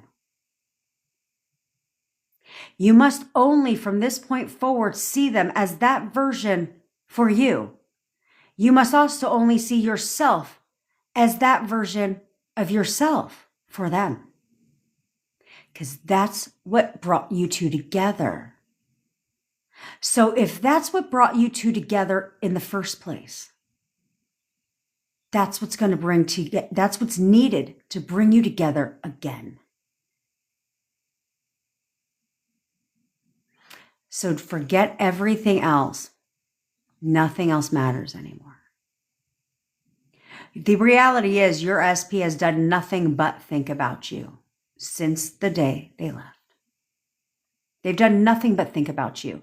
They have literally been texting you nonstop. They have done nothing but text, delete, text, delete, text, delete, trying to find the right words to say, trying to figure out how to contact you again, wanting to do nothing but talk to you.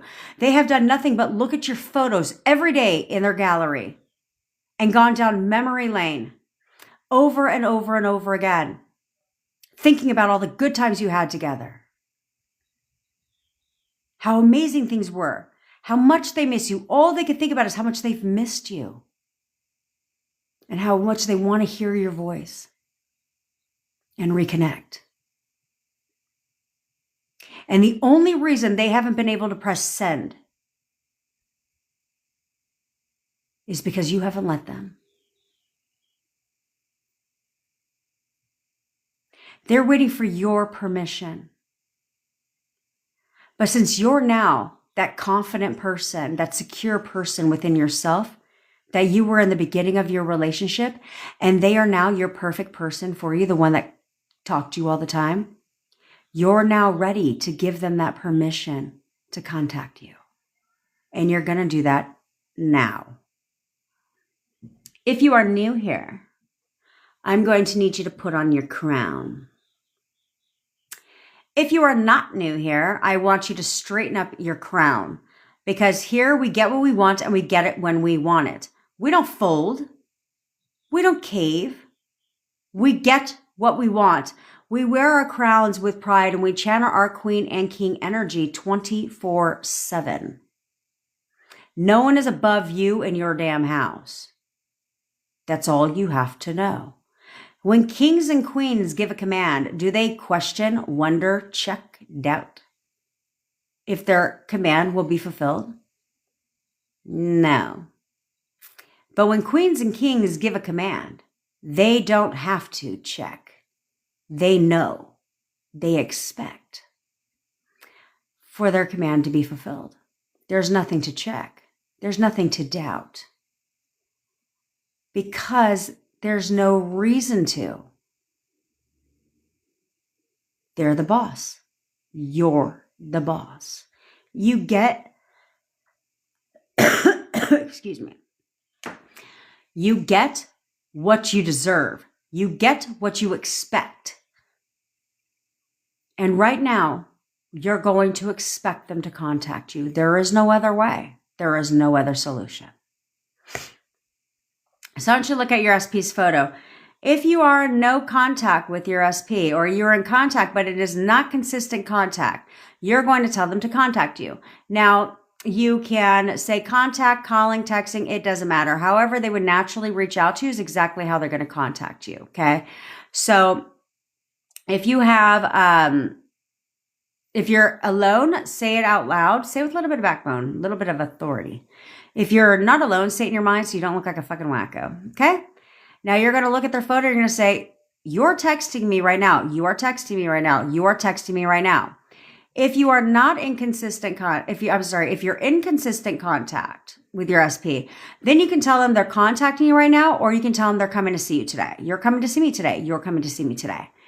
If you are in any of the ships, friendship, situationship, relationship with SP, then you can have fun with it. You can tell them that they're contacting you right now. They're coming to see you today. You're going to buy me dinner tonight. You're bringing me dinner tonight. You're bringing me flowers today. You're going to rub my feet tonight. You're giving me sexy time tonight. Whatever you want. The world is at your oyster. You can have whatever you want. So right now, have fun with it. Stick with the ones I gave you. And then you can, outside of this, have fun doing whatever other ones you want. Do you understand? Do you understand? Okay.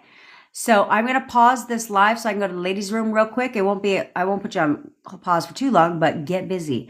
I want you to put on your crown. Expect them right now. Expect them to contact you.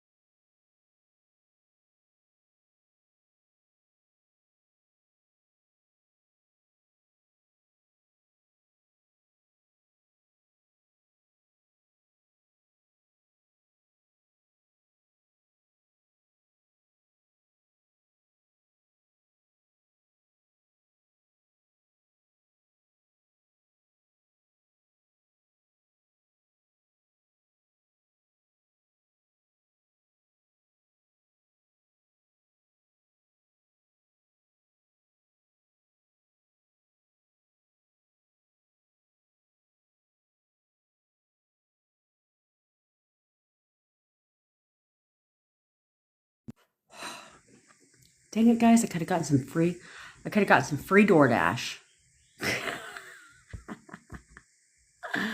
But I didn't, because I'm honest. Anyway, could have manifested that shit. He was like, is this you? I said, I could have been like, yep. Wendy's. That sounds good. That's what it was, Wendy's. I've always had a hard time ordering DoorDash from, to get Wendy's delivered to me. But, hey, whatever. This coming from somebody who ordered McDonald's. All right, guys. So it is my intention. It is my intention that you guys will get contact today. Right now.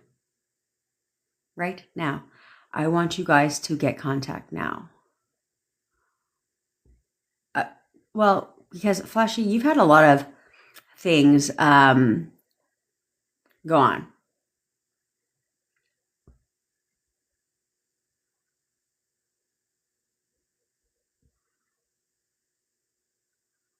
Does he know how devastated you are right now, Flashy? Huh? Text me, sister. Text me. Okay? Because he knows this. He's always been there for you. This time is no different. This time is no different. Hold on to the fact that he called you. You got to hear his voice. You haven't heard that in a while. And he called you. Okay? He is still there for you. You need to give him permission to come and see you. To come and see you.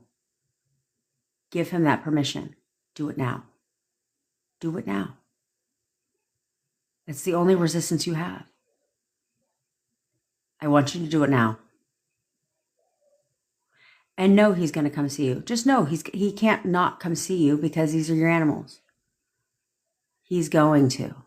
Trust that. Trust in the knowing of that.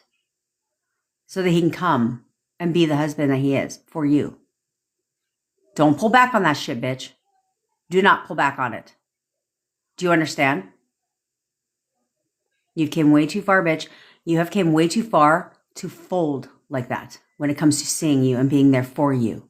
No, now is your time to see him as the supporting husband that he is.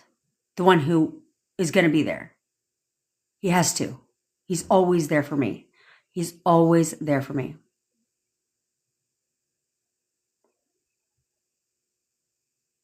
Here's the thing.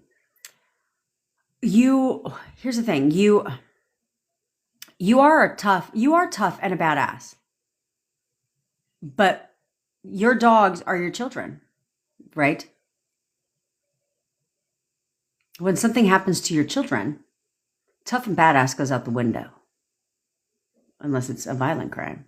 Then tough and badass is in full effect. But when it comes to suffering and your children are involved, tough and badass, exactly. You've suffered loss this week. Tough and badass doesn't have to be there. It's okay for, emotional Jackie to arrive. Jamie, sorry. It's important. It's okay for that version of you to be there. The sensitive side. The sensitive side. The emotional side. You have to process your emotions. You can't just shove them aside because you're tough. Right? These are your babies. These are people. These are animals that you took care of. They're your family. There's nothing wrong with being emotional about that shit. Let husband see that. There's nothing wrong with even telling him you wish he was there with you right now. Because, there's nothing wrong with that either. It's not like you guys don't talk. Okay. Or you can always say it was so much easier. It was always so much easier when we went through it together. Things like that. You were always my rock to cry on. Things like that. There's nothing wrong with that. There's nothing wrong with that. Okay? Because we all know you're a tough, badass bitch.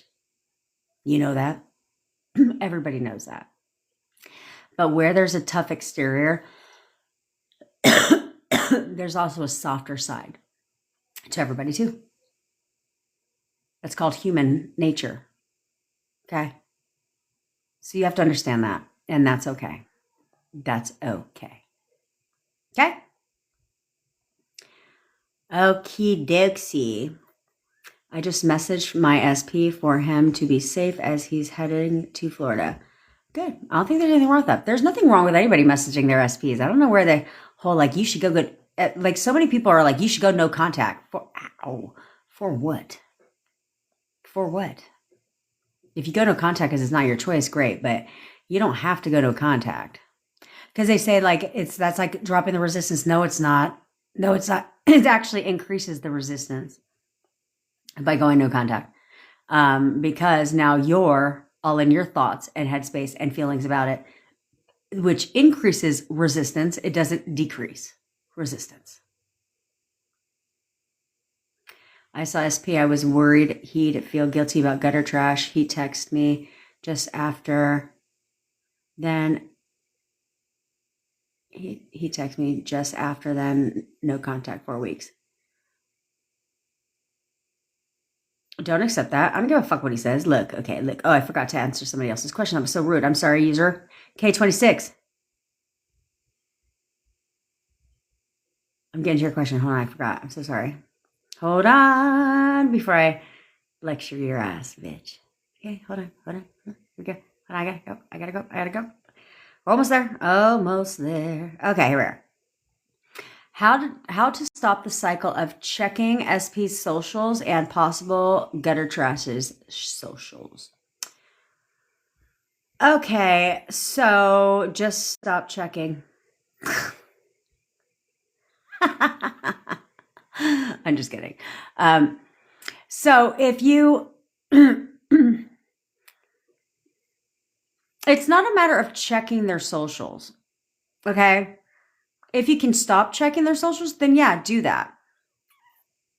But it's not about checking their socials. It's not about the act of checking their socials. It's what is the motive behind it? Why are you checking their socials? What are you looking to find? What are you looking not to find? So forth. And then are you reacting to what you see? Because that's the problem. If you're reacting to what you see, then that's the part of the issue. Okay, is that we don't want to react to that. Okay, so what I always recommend is if you're going to check their socials, then remember nothing has meaning unless you give it a meaning. So what I would do is I would affirm through you checking. Okay, so like if you're going on SP's socials, then affirm for you and SP, like he is so in love with me. He's so in love with me. He was literally so fucking in love with me. Okay, so therefore your subconscious mind doesn't have eyes. It doesn't know what you're seeing. It only knows what you're telling yourself. So if you're telling yourself that he's so in love with you, he's constantly trying to get your attention. Like he posts about me all day long on his social media. God damn, he's so proud of our relationship. That's all your subconscious mind knows you're looking at. It doesn't actually know what you're seeing. Okay. Now, say when you if you were to go on possible gutter trash's profile, what I would suggest you do there is affirm against gutter trash. So if you're gonna go on gutter trash's profile, then you say something like while you're on there, be like, he fucking hates her, she's gone away. He fucking hates her, she's gone away. He hates her, she's gone away. He hates her, she's gone away. He hates her, she's gone away. Okay? So therefore, you're disciplining your mind while you're checking. Okay? While you're checking. Thanks, Brandy. Good looking out, sister. Because then you're disciplining mind while you're checking. Okay. Now, if you were to find something you don't like on their social media, now your job is not to be an investigator. Okay. Your job is not to be an investigator and read into shit. Because a lot of times people will read into things. They'll be like, well, what is, like, they'll like post a quote of the day. And people will be like, well, what does he mean by that? What does that quote mean? And now you're in Google, asking Google what the quote means, or popping the shit into Chat GPT, finding out what that means. You can't, don't do that. But whatever you see, like, let's see if you went on your SP's profile and saw him post a picture of him with gutter trash. That's not what you saw. What you saw was you and him. Okay. Plus, you need to remind yourself that social media is not real. It's not real. Social media, it's like they should call it like social media wars, because a lot of people will use social media as a playground for immaturity, right? Like they'll talk to each other vicariously through social media posts, thinking they're all clever and shit. You know, oftentimes too, they will post something trying to get a reaction from you. Okay. And you don't want that. You don't want that. So you have to know that if you react, then they win. And I'm not referring to SP. Like if let's say you go on Gutter Trash's profile and she posts something and you react, that's like saying she's won this round. No. Because what we say here to the 3D, we give one of these. Okay. When it shows us something that is unfavorable. Okay. But you can turn it around. You can turn it around. I'm not going to, there's no like, you know what I'm saying? There's no like, here's the strategy for staying off of their social media. If somebody finds that shit out, you let me know. But there's no strategy when it comes to that. It's how to control your thoughts about it. Okay? It's how to control your thoughts about it. Okay? Because again, your subconscious mind doesn't know what you're looking at. It takes you at your word. So but you do have to have a thought. You don't do anything in this world. Nothing you do in this world, you don't do anything without first having a thought first. Okay? You don't get a drink until you think I'm thirsty. You do not go on their social media till you're like, I wonder what he's doing. Like, or let me check SP's profile. You do not send a text message. And you guys should remember this too. You also don't send a text message to your SP without first having thought. So what are you thinking before you send that text? Okay, then you write a text, then you also have a thought before you press send. What's your thought process when you press send? But y'all can't fucking stop reacting to shit. Like, it's like every day you guys wake up and you're like, what can I react to today? This is so fucking fun. I love reacting and I love being triggered. So it's like the highlight of my day. I cannot be fulfilled throughout my day unless I am triggered or react to something. So let me go ahead and just like go in my mind. Let me go look for things online. Let me call SP and let me go over to his house. Let me just do something to trigger myself for the day. Because if I do that, I will feel much better about my life, which you don't, as we know. You obviously don't. But you guys continuously fucking do it. You continuously do it over and over and over again. And every time you react, every time you check for movement, every time you get triggered by something, I want you to know who's winning that round. The 3D. Are you going to let the 3D win in you, win? Or are you going to control what's showing up in your 3D? Are you going to let Gutter Trash ever win a single round? I'm sure not.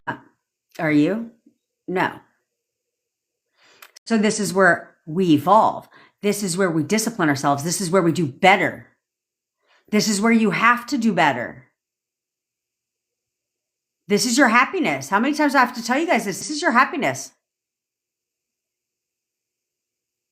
A part of what makes you happy. So why are you reacting to shit? If I want what I want, you know what? I'm going to do what I need to do. I'm not going to worry about the time. I'm not going to check for shit. I'm not going to worry. I don't need to question. I don't need to do none of that because I want what I want. And so I'm going to stay the path. I'm going to do whatever I said to do. And that's it. I don't need to know about anything else. I don't need to overthink it. I don't need to get all in my head. I do not need to try at all. I'm going to just be, and I'm going to do. Because I know that if I do that, just like I was doing this in our relationship, and I got all the things I didn't want, I wasn't trying. I wasn't suffocating it. I wasn't checking the 3D every day. Is he going to wait? Is today the day he breaks up with me? Hold on. Well, let me look for evidence. Let me check. You didn't question, doubt, worry. None of that shit. In your relationship, you didn't try to create the breakup. Did you? I don't think so. So what makes you at all think you need to try to do the opposite. You don't. You don't. You were just being. So you need to just be now and just know that just like you didn't overthink it then, it pushed out. Do you know why? Because you didn't give it another thought. You didn't give it another option. So it pushed out. And then it kept pushing out and kept pushing out and kept pushing out. Then the breakup, and then you're like, oh shit. Now you tried. Okay, remember, up until the breakup, you didn't try for shit. You were just being. And then the breakup. Then the breakup happens. Now what did you do? Now you tried. Now you checked. Now you were questioned. Now you worried. Now you doubted. Now what happened? When you did all that, now all you did was push them further out that door, because that was the only time in your entire relationship that you actually tried and really pushed and questioned and worried and checked, was after the breakup. And then all that did was push you into right up into no contact, into wanting nothing to do with you.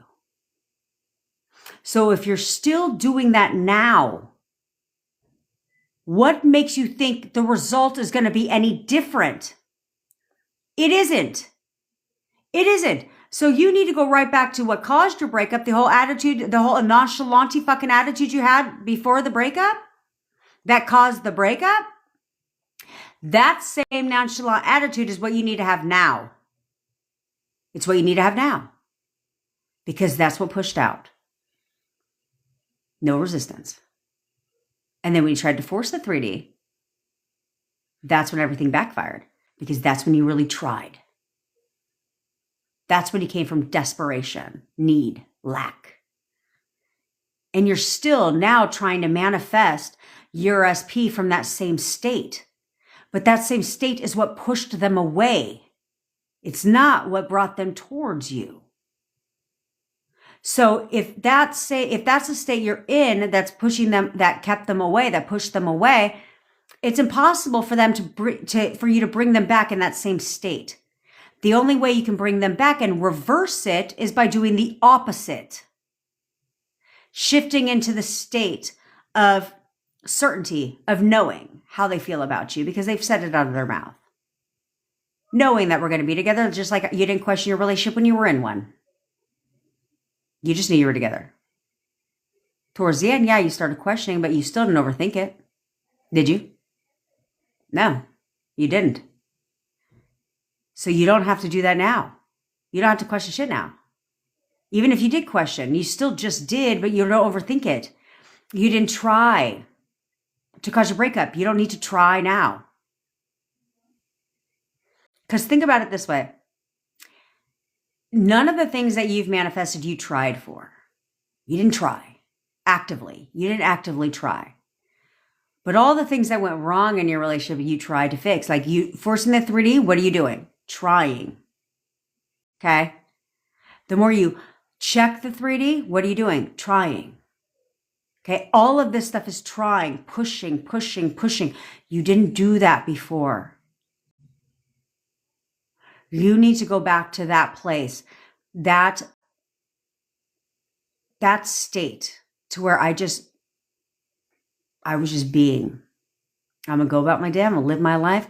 And I know who the fuck I am. And I know they can't resist this shit. I know they can't resist this. I know they're thinking about me all the fucking time. Because I'm telling you, they will tell you that.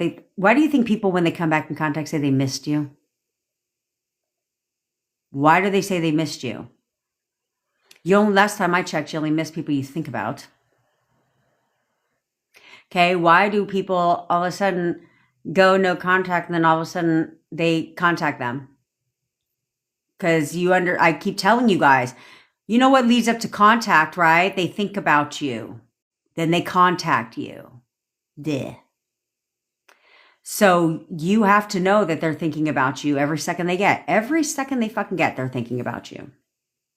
And now I'm going to expect them to contact me because they know that they'll never, ever find with anyone else what we had. Ever. I'm irreplaceable. I'm 100% irreplaceable, and they know it. And they fucking know I'm the best thing that's ever happened to them. And they know it. Because a lot of you guys have a lot of history with your SPs. Okay? You don't just have history with their SPs. With your SPs, you have history with their families. You've built relationships with their kids. You think they just forgot all about that shit? They did not. They did not. Not at all. Hell, a lot of you guys still have SP stuff still at your fucking place. You think they forgot about that? Sure the fuck did not. Sure did not. They didn't forget about any of that stuff. There's a reason it's still there.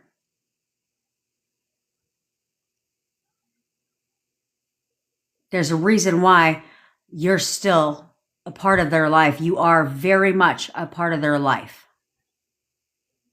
You need to let them be that for you. But you have to go back to who the fuck you were in the beginning of your relationship, because you have changed too. I keep telling you guys this.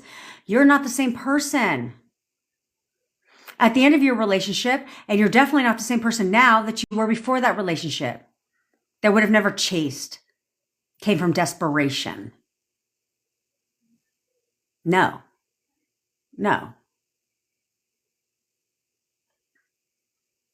Yeah, you think they don't, Josie, when they look at that matching tattoo, you don't think they know where that came from? You don't think they know? They think about you? I'm telling you guys, this is facts. Like, all your SPs think about you. They do. But you can't see that. But you have to know that. Because the minute you know, and don't justify shit, but the minute you know that they think about you,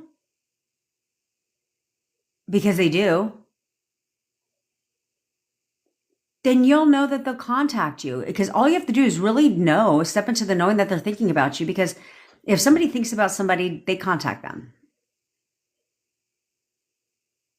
They do. I don't think there's a single person I've ever thought of where I just was like, fuck him. But you have to become the person that they desired to begin with. They have their assumptions of you right now, and ask yourself right now, based on your behavior. Based on your behavior at the time of the breakup and after the breakup. You're welcome, Welsh. I got to jet too in a minute.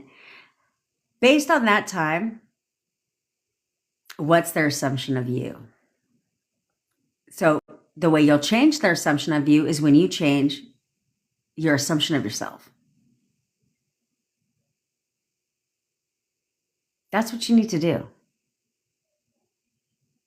Seriously. Like, there's no time like the present, because here's the thing, you're going to actually feel a whole lot better. And like I said, when you're in your mind palace thinking about the things that they've told you, that should make you feel good. It should make you feel amazing. It should make you feel like $1 million fucking dollars when you think about all the amazing things that they've said about you. You should make it damn right. Yeah, that's right. Because oftentimes, depending upon who you are, oftentimes they've said more than just your looks. Okay?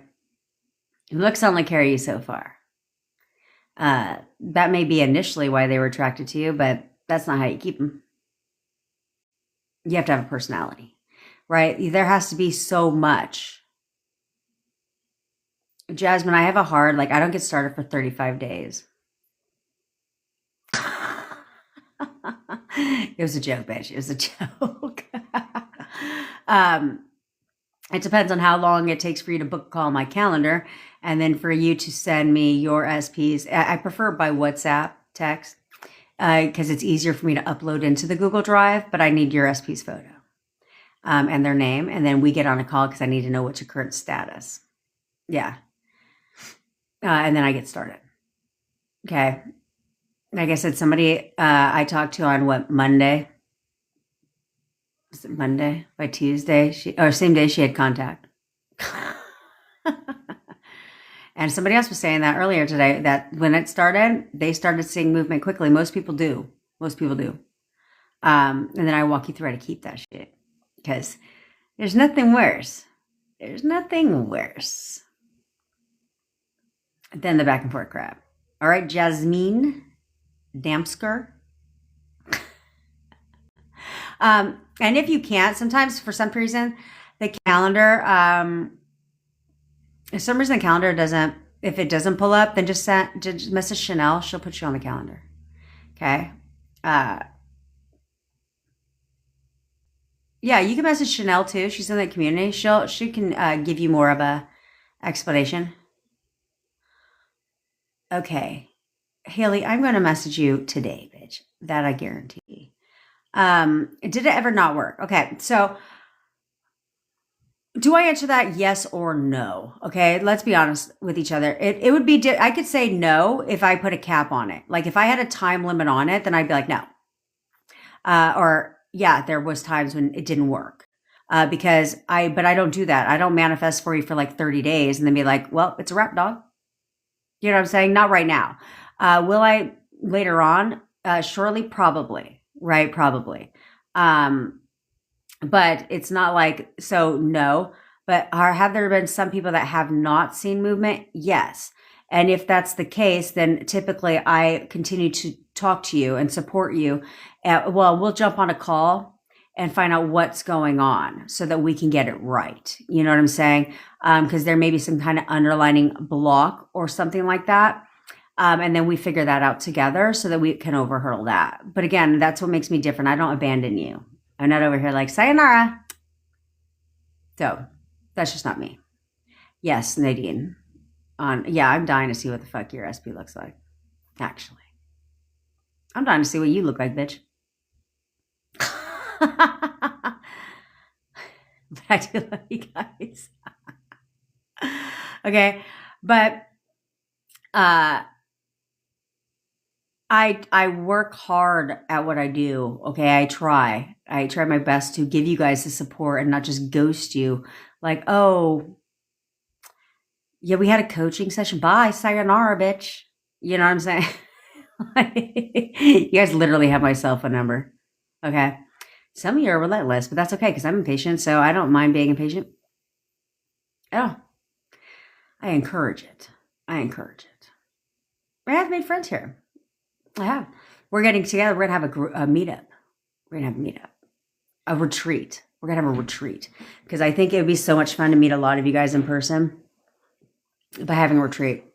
But I'll do you guys a favor. We're going to have the retreat in California. Or am I doing myself a favor?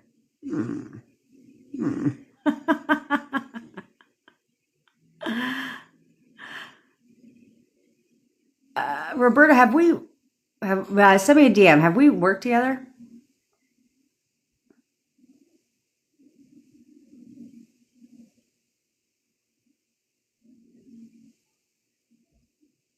I do care about Roberta. I'm never going to have anybody take that away. So, send me a DM. It's $7, but send me a DM. So anyway, it is my intention. I need you guys to get out of your own head. Okay. I really need you guys to get out of your own head. MKTs. You said he's deaf or his English is terrible. No, let's figure out what's going on, MKD. We need to figure out what's going on, MKD. Roberta, do I set on Instagram? No, preferably. I mean, you can, but preferably here. Okay. All right. So I need you guys to focus on getting that version of yourself back and looking at all of this like this is supposed to be fucking fun. Okay. You should be saying your inner conversations like that's a matter of fact thing happening for you today. Like that motherfucker just said that shit to you today. Okay. I don't care if he said it a year ago. Nope. I don't think so. That conversation just took place today. Okay. And remember what he's saying and reminisce in your mind about it. And be like, yeah, that's right. Yeah, it's so right. Yes. He's so in love with me. He's so in love with me. It shouldn't be like he's so in love with me. What the fuck? Who does that? Who does that? Instead, it's like when you're thinking about the things that he's saying, you're like, yeah, he's so fun. He's so in love with me. Okay. There you go, Flash. Eat a gummy. Eat a gummy, bitch. Murray, if it's not being fun, it's because you're suffocating it. You're questioning it too much. You're getting too in your own head. Okay? Getting too in your own head. But you know, Callie's got the good stuff. Just saying. Just throwing that out there. Anyway, guys, I got a jet. If you need anything at all, my DMs are open to you. If you're interested in working with me one-on-one or you want me to manifest your recipe for you, you know where to holla at your girl, okay? I go live every day at 10 o'clock Pacific time to hang out with you guys, to help you, and we get to know each other. We're like family around here, all right? So, I got your back because I'm your bestie, and that's what besties do, all right? All right, my loves. I love you all, besties. And if you're in the WhatsApp group, I'll see you in the WhatsApp group. I will respond to your text messages and do all those things. All right. Bye, besties. I love you.